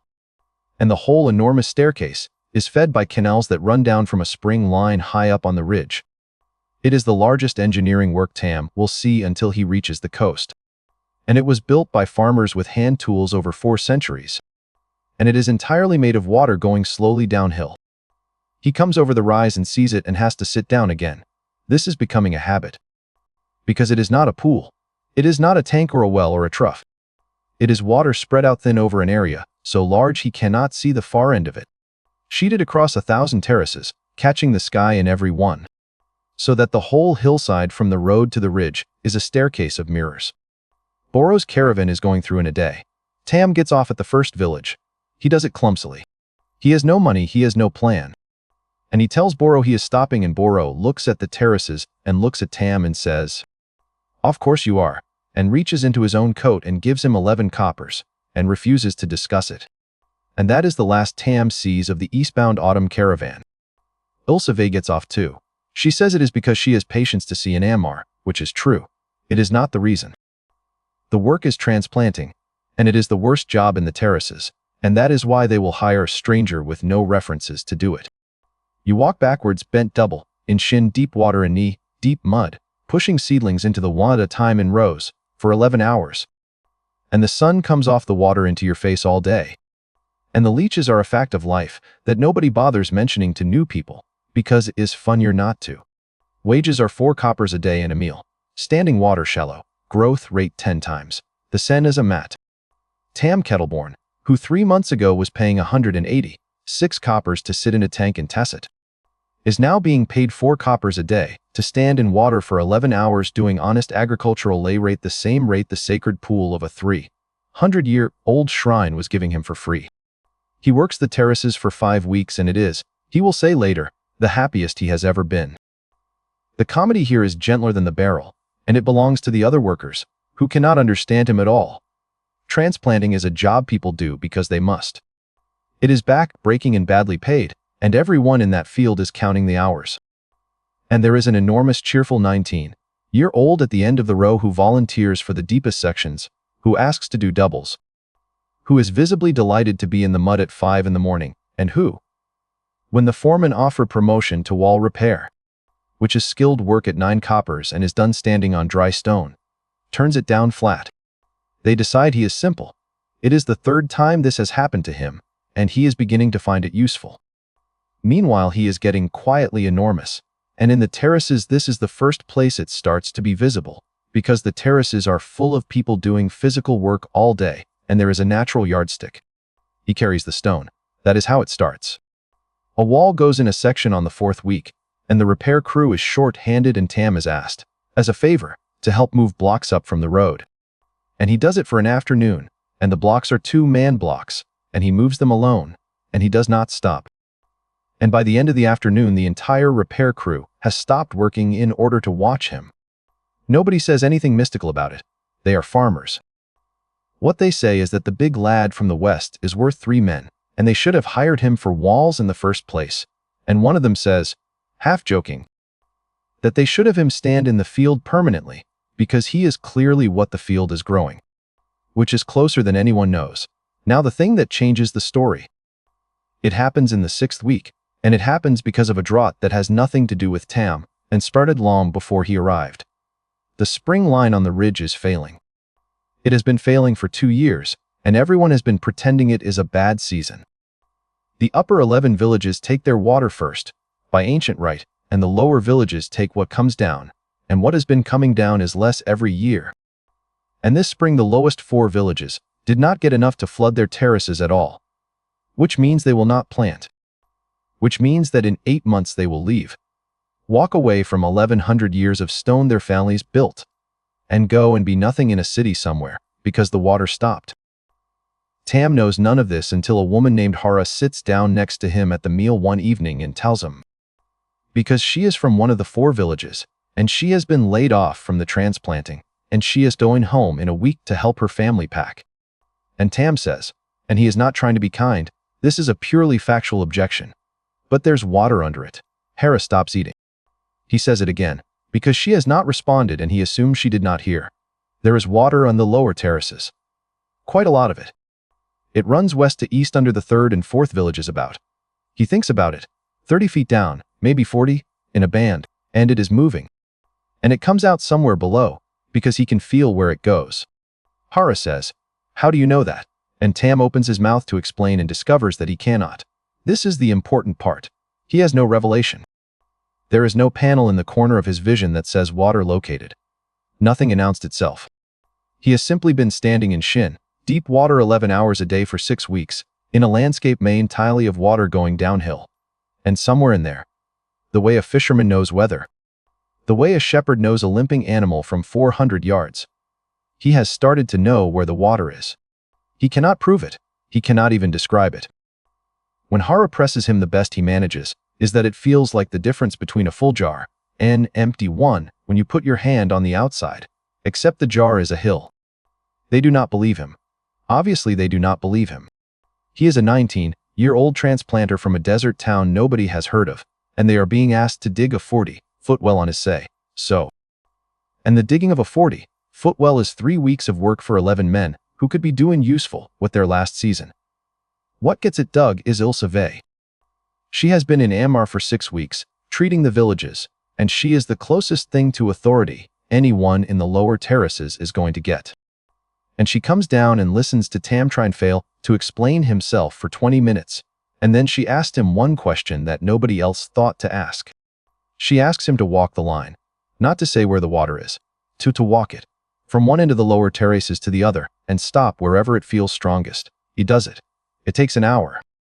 She walks behind him with her notebook and marks his stops on a sketch of the valley, and when they are finished, she looks at the marks and finds that they lie on a curve. And the curve is smooth, and it does not follow the road or the walls or the terraces or anything, as Tam could have been unconsciously reading off the landscape. She shows the sketch to the village heads and says, "I do not know what this is. I know he did not draw it, and I know it is not random, and I know you are leaving anyway." They dig for 19 days at the deepest of his marks. They hit water at 34 feet. I am not going to make more of that scene than it deserves, because the people who were there did not. There was no cheering. Somebody came up the ladder and said the sand was wet, and then an hour later somebody came up and said it was more than wet. And then the entire village stood around a hole in the ground in complete silence for a while, and then a very old man sat down on the ground and put his hands over his face. And that was the moment. Tam is not there. He has gone to the top of the ridge to look at the spring wine, because he wants to see where the water comes from. They come and find him.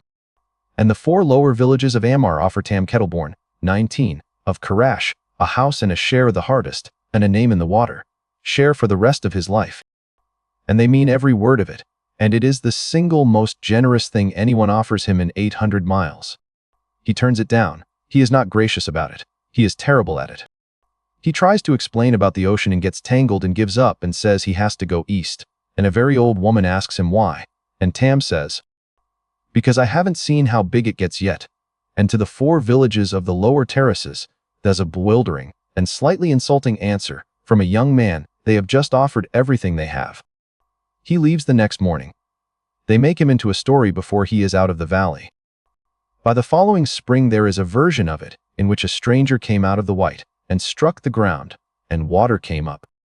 And by the time Tam is standing on a dune 800 miles east, that version will have been to man in Saltmouth, who tells it to a woman, who tells it to a boy on a dock. Ilse Vey walks out with him. She does not ask permission and she does not explain. And when he asks she is going, she says east. And when he asks why, she says, "Because I have 60 pages about you and no idea what I am looking at, and I would like to be there when you find out." The storm finds them on the open plain between Ammar and the river. 4 days out, in the middle of the afternoon. Tam sees it coming for 2 hours and does not know what he is looking at. There is a darkness on the northern horizon with a flat gray bottom to it, and it is moving. And it is dragging something underneath it that hangs down from the cloud to the ground in slanting lines, like a smear. He asks Ilse what it is. Ilse, walking beside him with her pack and her notebook, looks up, and then does something she has not done in the 6 weeks he has known her, which is that she stops walking entirely. "Tam," she says, "have you ever seen rain?" There has never been rain in Karrash in his lifetime. There is a wet season on paper, and it fills the cistern in the years it comes at all. And it came twice when he was small, and he does not remember it. He has heard the word his whole life the way you hear the word snow. A thing that happens elsewhere. Described by people who have been elsewhere. No, he says. And Ilse Vey, who has been trying for 6 weeks to get to the bottom of this young man with a notebook and a set of controlled questions, closes the notebook and says, "Then walk faster." It hits them 20 minutes later. It arrives as a wall. You can watch it come across the grass. A line of gray moving over the plain at the speed of a running horse. And the sound of it arrives before the water does, a hiss like a held breath. And then the temperature drops about 10 degrees in 4 seconds, and then it is on them. Tam stops dead in the middle of it. Precipitation. Growth rate 20 times. 20. Twice the oasis. Twice the sacred pool that a shrine was built around. Twice the terraces where they offered him house, a name in the water's share. It is falling out of the sky, on his head for free. Everywhere, in every direction, as far as he can see. On the grass and the road and the hills and a herd of somebody's goats a mile off. It is falling, all of it at once. And there is no attendant with a slate, and no cousins to remove him, and no ancient rite of the 11 villages. And the sheer scale of the giving is more than Tam Kettleborne has the equipment to process. He drops his pack in the mud. And then a 19-year-old man from the deepest desert in the empire stands in a field in the rain with his arms out and his head back and his mouth open, and turns in a slow circle and starts to laugh and does not stop for a very long time. He laughs until he is crying, and then he is only crying, and it is impossible to tell the difference. There is nobody to tell it to.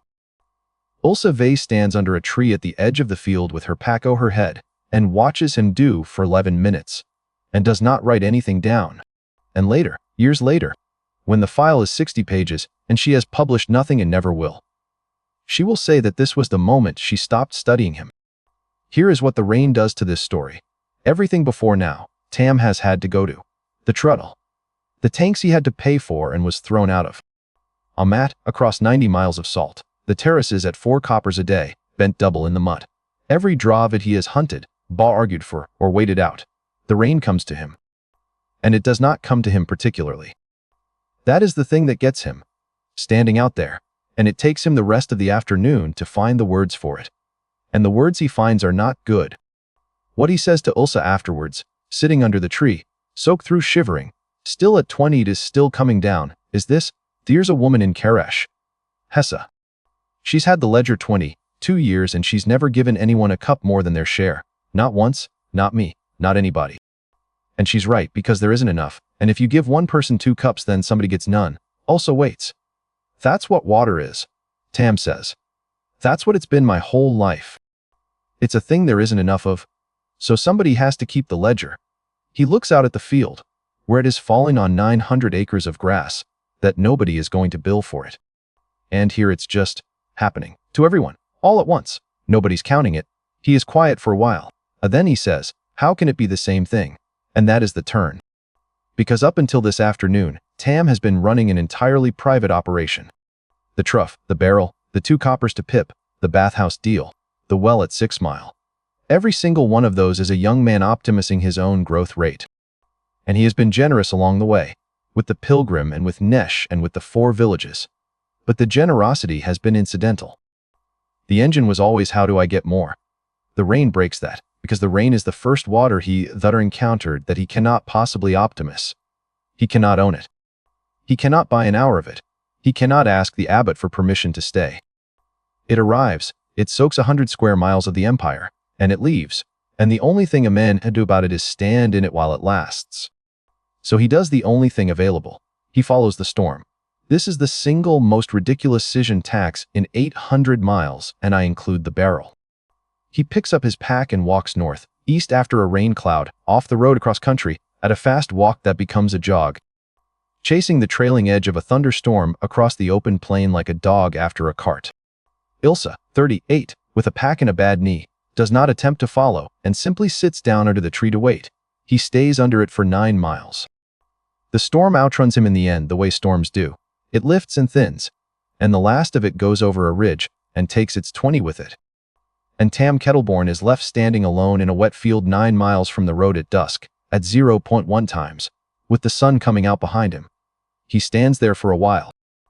And then he walks back, in the dark, and it takes him until the small hours. And Ilsa is asleep on the tree with his blanket over her, because he left it, and he sits down and does not wake her. The village is the next morning, and it is the last piece. It is a nothing village. 30 houses on the road with a cistern in the middle, the same shape as 100 villages. The same shape as Karrash if Karrash had been luckier. And Tam and Ulsa walk into it at about 9 in the morning, the day after the storm, and the entire population is outside. Every barrel in the place is in the street. Every pot, every bucket, tub, cracked jar and cooking vessel, dragged out into the road overnight, and left in rain, and now standing full in the morning sun. Children are running between them. Somebody has got a fiddle out at 9 in the morning on a working day. An old man is standing in the middle of the road with his hands on top of his head, just looking him full barrels. Tam stops in the middle of the street. Because these people have exactly what he has. Not the numbers. Nobody has the numbers. But for one morning, in this village, water is a thing there is enough of, and Tam is looking at what that does to 30 houses. He watches a woman fill a tub and put 2 children in it and not measure any of it. He has never in his life seen water used without being counted. And this, not the well at 6 Mile, not the terraces, not the flood at Mir that is still 400 miles away, is where the man who walks into the ocean at the end of this story is actually made. Because Tam Kettleborne stands in a wet street in a village whose name he never learns and thinks, for first time, a thought that is not about himself. I know where the water is. He said it to horror in the terraces as an objection. He proved it with 19 days of digging and a well at 34 feet. And it took a rainstorm in a street full of full barrels to make him understand that it was not curiosity. He turns to Ulsa and says, in Anmar, when I walked the line. Could I do that anywhere? Ulsa Vey looks at him for a long moment. Then she opens the notebook and turns to a clean page and says, let us find out. They spend 9 days doing it. Not as heroes. As 2 people walking east slowly and stopping in every village on the road, where Tam walks a line and Ulsa marks it. And they tell whoever will listen what they think is under their feet and how deep, and then they warn, never learn whether anyone dug. 4 of the villages laugh at them. 3 take the sketch politely and put it away. 2 find water. Neither of them ever hears about it. But 400 miles behind them, by the following year, there are 2 new wells in 2 villages on the eastern road that nobody can account for. And the story that goes with them has a stranger in it. And the stranger in it can smell water through stone. That version reaches the coast 11 months before Tam does. The Sul is a mile wide at the ferry crossing and Tam hears it before he sees it. That is the thing nobody warned him about. Water makes a sound. Not the slap of a tank or the drip of a canal. A low continuous roar. The noise of an enormous quantity of something going somewhere without stopping. Audible from a mile back through the trees. He comes out of the treeline onto the bank and there it is, brown, fast, enormous. Carrying whole trees down the middle of it like sticks. With a rope ferry working across the current and a town on each side, making a living off the crossing. Tam stands on the bank. Ilsa, who has learned to recognize this, sits down on a stump and gets out her lunch. It's moving, Tam says eventually. Rivers do. Where's it going? And Ilsa, without looking up, says, the same place you are. He goes in off the ferry landing at Cadence, which is the western town. In front of about 40 people, fully clothed as usual.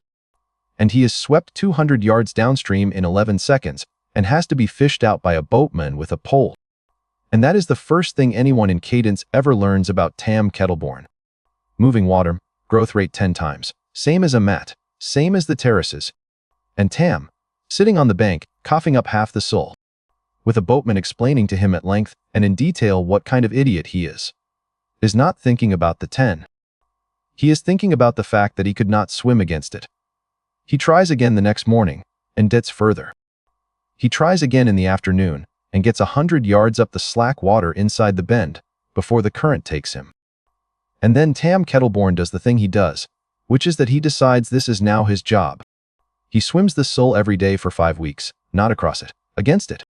Out into the current, upstream, until it beats him, then back to the bank, then out again. 6, 8, 10 times a day, in the coldest, fastest water he has ever been in, and every day, he gets a little further before the river wins.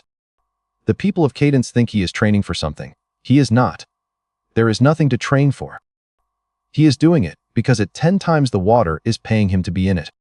And because the current is the first thing he has met since the white that he cannot simply out, stubborn. And Tam is constitutionally incapable of leaving that alone.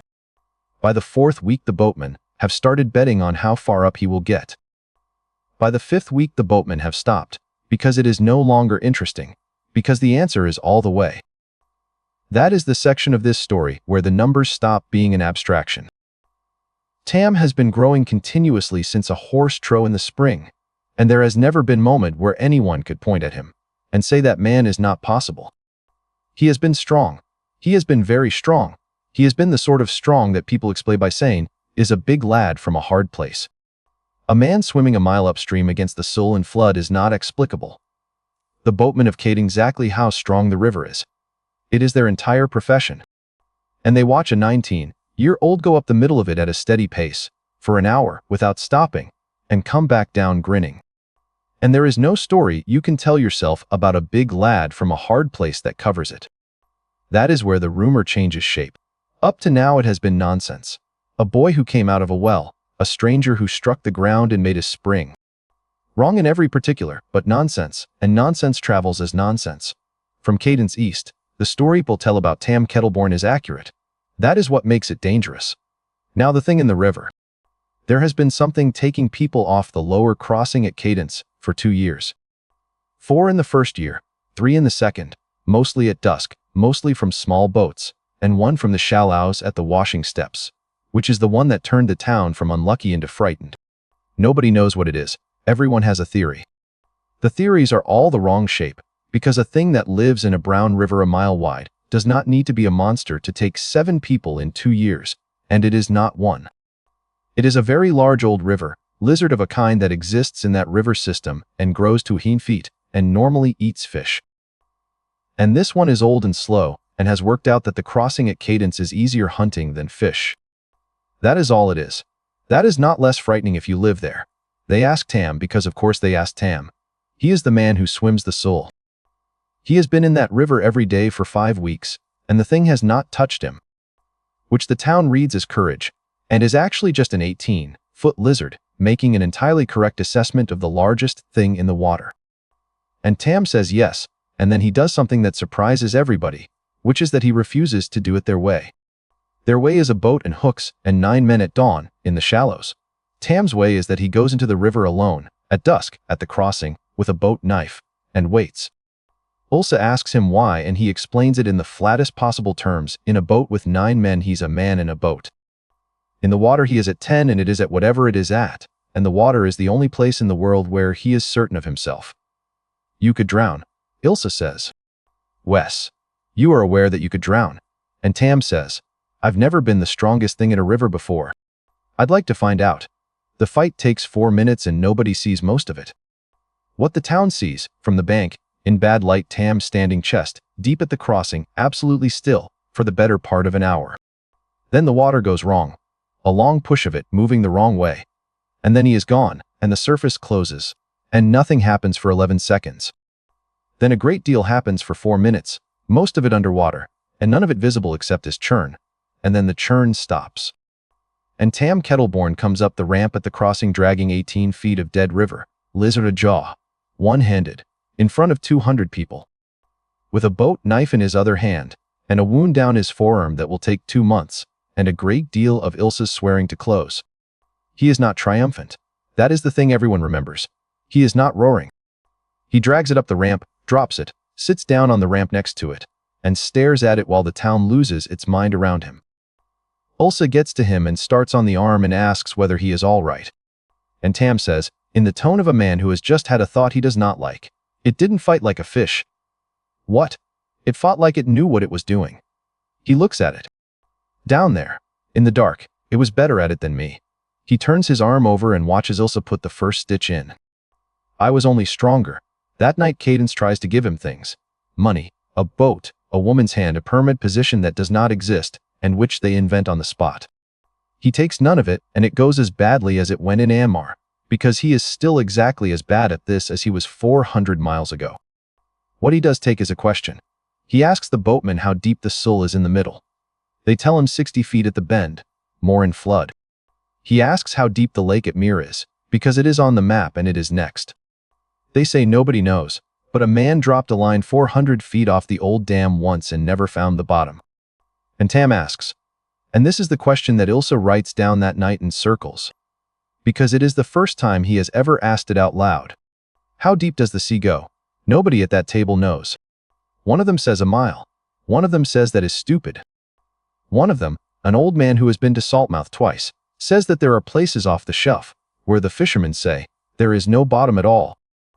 And that he does not believe it, and that he has met men who do. Tam says nothing for a long time. Then he says, 10 in a river. 20 in the rain. Ilsa says, what? And Tam says, Nothing, and goes to bed and lies awake. And thinks about a flicker he felt at the bottom of a pool at Amat 400 miles ago that he has never once mentioned to another human being. Ulsave puts the file in front of him at a table in an inn at the head of the gorge.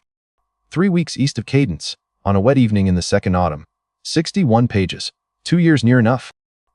From the first entry on a caravan cart in the eastern desert to a line written 4 days ago about a man swimming a mile upstream.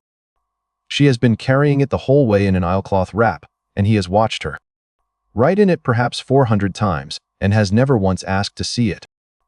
Because it did not occur to him that it was about him in any way that mattered. Read it, she says. Can't, Tam says. And there is a small terrible pause, because in 2 years it has never come up. And Ulsave, who has been writing 61 pages about a man's mind, has never once thought to ask whether he could read. He can do numbers. Hessa taught him numbers because you cannot keep a water share without them. Letters were never going to be any use to a water carrier in Karrash, so she reads it to him. It takes most of the night. She reads him the first entry, laceration, 4 inches, closed at 4 days, note he is wet almost constantly. Note nothing, and he laughs at note nothing, and she does not. She reads him the record of the pilgrim, and the 2 days where he gained nothing at all, and the word she underlined, delay. She reads him what she wrote at Tesset, outside the bathhouse, when he told a man to charge less. She reads him what she wrote at Amat. He is not seeking comfort or safety. He is seeking a ceiling. And I do not think there is one. She reads him the walk at Amar, and the curve his stops made on her sketch, and the 19 days of digging, and the 34 feet. And then she puts the pages down and tells him what she has, which is this. She has a growth curve. She has been estimating his strength for 2 years by every crude method a country physician has. How much he lifts, how fast a wound closes. His resting pulse, the length of his stride at the end of a day compared to the start. And she has plotted it against a map of every body of water he has been in, and how long he was in it. And the curve is not a curve, it is a staircase. Flat stretches where he is on the road. Steep steps where he is in water. And the steepness of every step is proportional to the size of the water, not the time in it. 2 hours in a well at 6 miles is worth a day of walking. A day at Amat is worth a season. She has, on a piece of paper, without ever seeing a single number that he sees, derived the rule. You get stronger in water, she says. Faster and more of it. It does not go away when you leave. And you have known this since before I met you. Tam looks at the fires for a while. Then he tells her all of it. The trough, the barrel, Pip and the 2 coppers. Internal water already counted, stop that. The wet shirt and the dog. The bathhouse deal with Oscar. The numbers in the corner of his eye that nobody else has ever had, in the whole history of everyone, as far as he knows. He tells it badly and it takes an hour and Ilsa does not interrupt once. At the end of it she asks to see the panel. He explains that she cannot. She asks him to describe the shape of the letters, and he does, and she writes that down too. And there is something in the fact that she is still taking notes at 4 in the morning, after being things she has spent 2 years chasing that tells you everything about Ulsave. Then she asks the question, not why you, not what is it. She asks, what is the biggest number you have ever seen? 20. The rain, the sea, I don't know. You must have guessed. I've guessed 100, Tam says, 5 times the rain. Rain's twice a river. It ought to be about 100. Ulsa nods slowly and writes it down, and then she says the thing that this entire section exists to deliver, and she says it kindly, which makes it worse. Tam, you have never once asked what happens when you run out of bigger water. He does not answer. You went across the white for the Oasis. You left the Oasis for the terraces. You left the terraces, a house, a name in the water share, people who were happy to have you, for a river. You have left every single good thing that has ever been offered to you, and every time, the reason was that there was more water further on. She closes the file. There is one more. There is the sea, and after the sea there is nothing, because there is not anything bigger than the sea. So I am asking you tonight, while there is still road left, what are you going to do the morning after you get there? And Tam Kettleborne, 19 when this started and 21 now, sits in an inn at the head of a gorge with a river running below the window, and no answer at all. He has never thought past the ocean, not once. Not in 800 miles. It has genuinely never occurred to him that there is an after. The gorge is the next morning, and it is where the story stops asking questions and gives him something instead. The Sul comes off the plateau, through a cut in the rock 180 feet deep, and at the top of it there is a fall, not enormously high, 40 feet. But the whole river goes over it, and the noise inside the gorge is a physical thing that you feel in your chest and cannot talk over. There is a path down. There is a pool at the bottom the color of tea, and the fall comes into it in a white column. And the spray stands in the gorge all day, so that the walls are wet and the ferns grow out of the rock. Tam goes in, moving water, volume, growth rate 10 times, 10 as expected, as everywhere, and then he swims into the column, under the fall. Where 40 feet of river is landing on the same spot continuously, where the water is white with air, the pressure of it drives him down, and holds him down. And he has to fight to stay in it, and the noise is total. Water under pressure, sustained displacement, growth rate 35 times, 35. He has never seen a number over 20 in his life. And he stays under it for 40 minutes, being beaten down and pushed sideways, and having to sue to stay in one place. And it is the hardest physical thing he has ever done, including the lizard. And when he finally lets the current take him out into the pool, he is shaking so badly he cannot lift his arms. He lies on the rock at the edge for an hour and thinks about the flicker at Amat. Because it fits. It finally fits. 20 feet down at Amat, the number read differently, and he could not say why. Now he can. It is not only how much water there is. It is how much of it is pressing on him. Which means the ocean is not 100 because it is Y. He sits up so fast that Ilsa, dozing on the rock beside him, drops her book in the pool. It's not the source, he says. What? The sea. Everyone talks about how far it goes. He is talking too fast. The trader said you can't see the other side. The map man painted the edge blue. Nobody ever says how far it goes down. Ilsa fishes her book out of the water and looks at him. And Tam Kettleborne says the sentence that turns the last third of this story from a journey into something, a floor missing. I've been walking 800 miles toward the wrong measurement. They go down through the gorge together over the next 4 days, and it rains twice, and he stands out in both of them. And neither of them mentions Ilsa's question again. But she writes one more line that week, and it is the shortest entry in 61 pages. He is asking how big it is. He has started asking how deep. Lake Mir is 30 miles long and there is a village at the bottom of it. The dam went in 40 years ago. Upstream of a valley with 400 people and 1,100 years of terraced fields in it. And the compensation was fair by the standards of the time, and the people were moved to a new town on the ridge, and the water came up over the course of a winter. There are still men alive in the ridge town who remember standing up there watching the roof of the shrine go under. On a still day from a boat, you can see it. The lake is very clear, because it is fed off the mountain, and there is nothing in it to make it otherwise. 40 feet down there are field walls. 60 feet down there is a street. Tam gets to the ridge town in the 3rd week of the 2nd autumn, and stands on the wall above her, and looks at all 30 miles of it. And Ilsa watches him do the sum. Standing water, great volume, growth rate 25 times 5, more than the rain. Second only to 40 minutes under a waterfall that nearly took him apart. And it goes down. He is in it within the hour, and he does not come out except to eat for 11 days. And the ridge town gets used to him the way towns do. The big westerner who swims, who works a day's labor on the dam for a meal, and then goes straight back in the water. Who has been seen at dawn a mile out from any shore with nothing under him but 100 feet of cold green. He dives it in stages, 30 feet 50.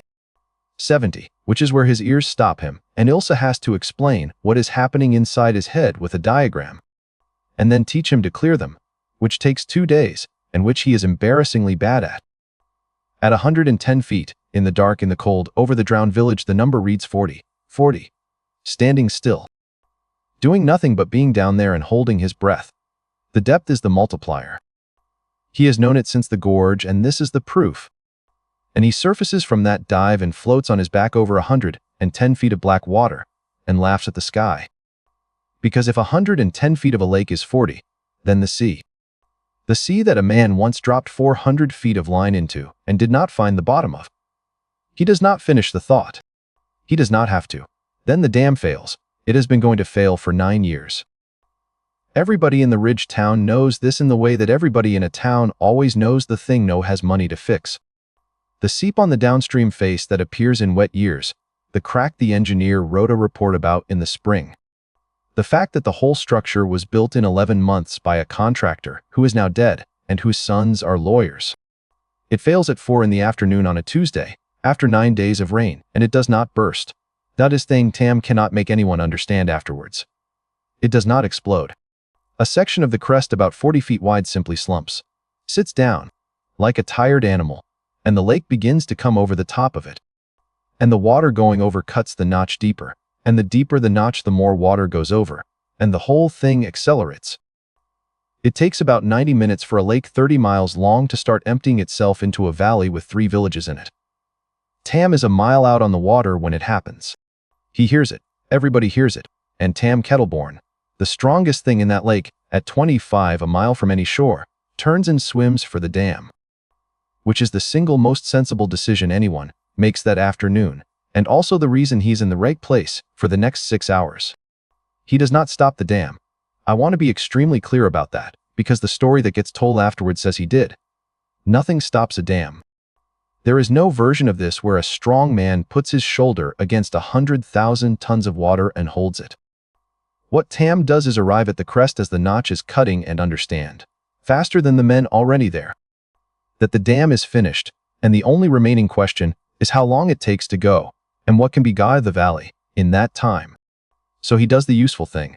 He goes down the face of the dam and into the valley below it, at the water, and he starts moving people. 6 hours. 3 villages. He is at 25 times every time he is in the flood and 0.1 times every time is not roof, and it does not matter. Because everything he has earned in 2 years and 800 miles is in his body permanently, and he is at last, finally, in a place where all of it is the exact thing required. He carries out an old man and comes back. He carries out 2 children and comes back. He takes a door off a house with his hands and uses it as a raft for 4 people and swims it 200 yards to the ridge road and goes back. He gets under a collapsed byre and lifts it enough for 3 men to drag a woman out and holds it while they do. And the men will say afterwards that it was not possible, and they will say it in a tone that is on a ration but something closer to fright. He is in the water more or less continuously from 4 in the afternoon until 10 at night. He brings out 51 people. 19 die.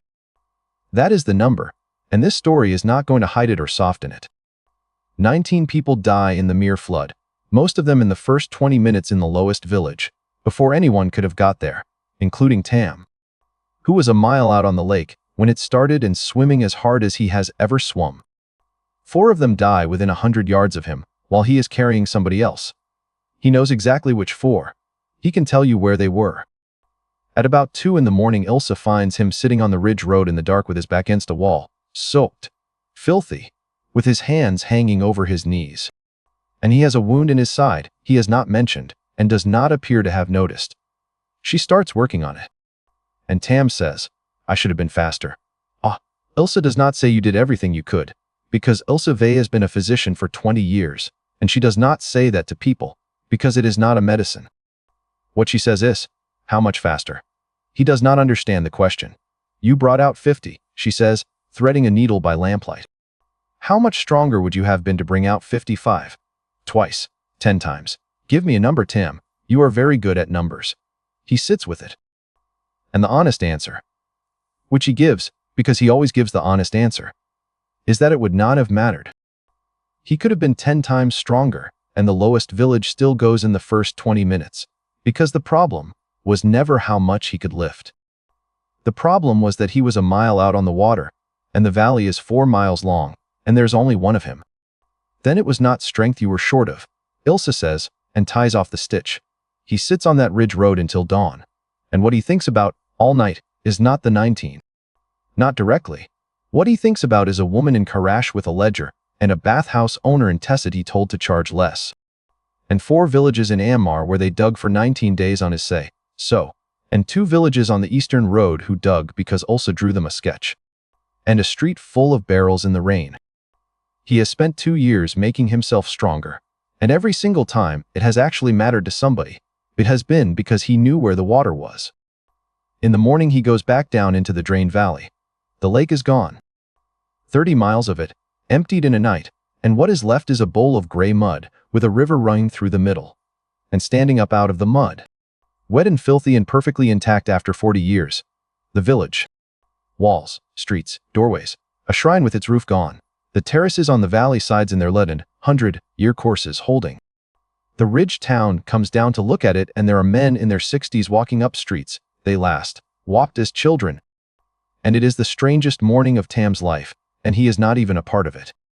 He stands in the mud in the middle of the drowned village and looks around at a place that was on 110 feet of water yesterday and is under open sky today, and understands, finally and completely, what water actually is. It is not a resource. It is not a multiplier. It is not a thing to be counted in cups by an ounce with a ledger, or bought by the hour in Tesset, or up by the upper 11 villages of Anmar. It is a weight. It sits on the world. Sometimes it sits on a valley for 40 years, and then one Tuesday it gets and goes somewhere else and takes 19 people with it. And if that is what a lake is, he turns east. Ulsa is standing behind him on the mud with her file under her arm, and she has been waiting for do exactly that. Say it, she says. And Tam Kettleborne says, it's 4 days to the coast. The estuary is where the rule breaks for the first time. It happens 2 days east of Mir, where the Sul finally gives up being a river and spreads out into 11 miles of mudflat and sandbar. And the tide comes up at twice a day and turns the whole thing backwards. Tam walks into it at low water expecting 10, because it is a river, and rivers are 10. Brackish. Growth rate. And then the number does something it has never done in 2 years. It hesitates. It sits there unresolved, a blank where a figure should be, for about 4 seconds. And Tam stands thigh, deep in brown water 11 miles from the sea with his heart going. Because in 2 years and 800 miles, this thing has never once been uncertain about anything. Not in a trough, not at the bottom of a well, not under 40 feet of falling river. Then growth 15 times. 15. Which is not 10 and is not 25 and does not fit anywhere on the staircase Ulsa has drawn. He tells her, and she makes him walk out to the channel and back 4 times over 2 tides, while she takes the reading off his face. And by the end of it she has a shape. The number goes up as the tide comes in and down as it goes out, and it tracks the salt. Salt changes it, she says. What? I have no idea. She is writing very fast. Tam. I have no idea, and that is the first genuinely new thing in 11 months. And we are 2 days from an ocean that is made of it. Bok. They walk the last stretch along the northern shore of the estuary. And this is where the story catches up with him. Because the rumor got here 11 months ago. Saltmouth already knows about him. Not accurate. Never accurately. What Saltmouth knows is a compound of everything that has been coming down the eastern road for 2 years. Assembled by people who have never met anybody who was there. A man who came up out of a well in the desert and killed 4 men with his hands. A stranger who struck the ground in the terraces and brought up a spring. A giant who swam a mile up the Sullen flood and pulled a river dragon out by the jaw. A figure who stood on the crest of the Mir Dam and held it while 3 villages ran. Every one of those has a true thing at the bottom of it. Every one of them is wrong. The version that reaches Tam, in a tavern in a fishing village 6 miles out, is delivered by a man does not know who he is talking to. And it takes 11 minutes. And Tam listens to the whole thing with his hands round a cup. At the end of it the man says the part that matters, he says, and he's coming here. Everybody knows he's been coming east for 2 years. Tam asks why. And the man says, with total confidence, because this is the part everyone agrees on. To go. He's coming to go in the sea and not come out. That's what he does. He goes in the water and he doesn't come out. Ulsa Vey puts her cup down very carefully. Tam walks out of the tavern and stands in the road for a while. Because he has spent 2 years being made into a story by people who mean well. And he has been batted every single time. And this is the first time the story has been right. Not about the well or the terraces or the dam, all of which are nonsense, but about the last part. They have worked out where he is going, and what he is going to do there.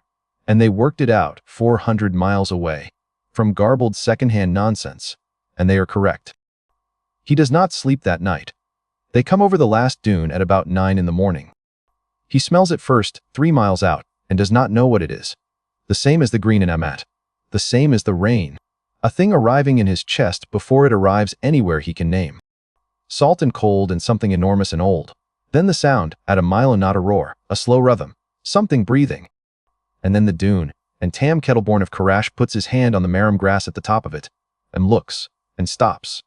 I am going to slow down here, because he did. He stands on that dune for 11 minutes without moving. He has spent 2 years walking toward a drunk trader's sentence. It goes out flat, and it keeps stop, and does not stop, and there is no far side. And he has pictured it perhaps 1,000 times, on the white, in a barrel, at the bottom of the well at 6 Mile. And every single one of those pictures was a bigger lake. It is not a bigger lake, there is no far side. The trader was not exaggerating, and it turns out that the words were not the problem. The problem was that Tam did not have anything to put them against. The gray goes out to the horizon, and the horizon is not the edge of it, and there is nothing beyond it but more, and the whole enormous mass of it is moving. All the time. Everywhere.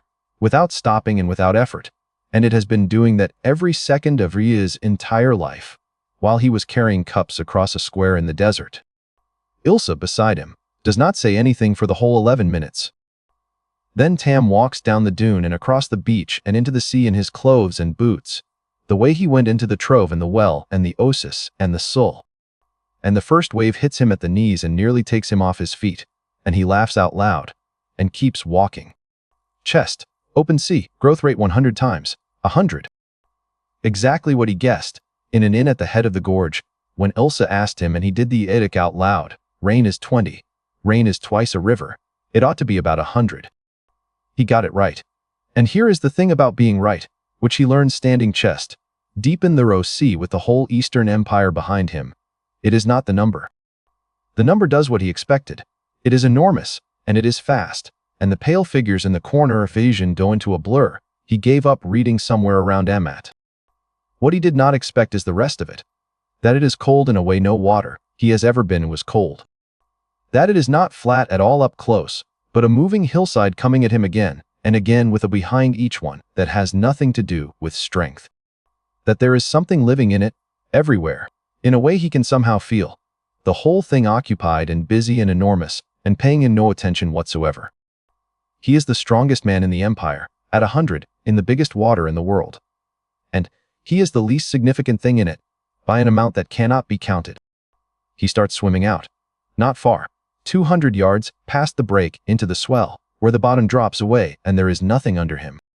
And he stops there and treads water, and turns around and looks back at the land, and it is a low brayland with a dune on it, and a woman standing on the dune. And everything he has ever known is behind that line, 800 miles of it. Then he turns back to face the open water, and he lets his legs stop. He does not sink dramatically. He simply stops holding himself up, and the sea takes his weight, because it will, because that is what it does. And he floats, on his back at 100. In water 400 feet deep, with his ears under, and the sound of the whole ocean coming through the water into his skull, and the sky enormous and gray above him. He stays out there until the middle of the afternoon. Ilsa is still on the dune when he comes in. She has the file out of the oilcloth on her knees, and she has been writing. And she does not look up when he drops down beside her, soaked and shaking with cold and grinning like an idiot. 100, he says. You said 100. I said 100. She hands him the letter. It is 1 page and she wrote it 3 weeks ago, at Mir, before the dam. And she has been carrying it since. And she tells him this as she gives it to him. And that she is going to read it to him, because he cannot, and that she wrote it down anyway, because some things should exist as an object. And what Ilsave wrote at Mir, and reads to him now on a dune above the Faroe Sea, is this: she has done the arithmetic he has never done. That a man who grows 100 times faster in the sea than on land will never again be able to justify a day inland. Not a week visiting Karrash. Not a season in the terraces, not a life anywhere that is not within a day of salt water. That every hour he spends on dry ground from this morning forward will feel like the 4 days on the white felt, and he will feel it for the rest of his life. And it will make his decisions for him. That he did not choose this on the dune this morning. He chose it in a horse trough in Karrash, when he was 19 years old, and decided he did not care what people would say. And every single thing since has been that same decision getting bigger. And that she is not warning him, because it is far too late to warn him. And because she is not certain he would have chosen differently. And because she is not certain he should have. She finishes. Tam sits on the dune with his arms around his knees, looking at 11 miles of grey water, for a long time. Then he says, "You at Mir. I knew at Amat. You still came. Wes, says Ulsave, and puts Bader back in the oilcloth with the other 61 pages. I still came. They sit there while the light goes. And out beyond the break, a long way out, where the shelf drops off into the deep water that the saltmouth fishermen will not talk about for dark. Something moves, not surface. Nothing breaks the water.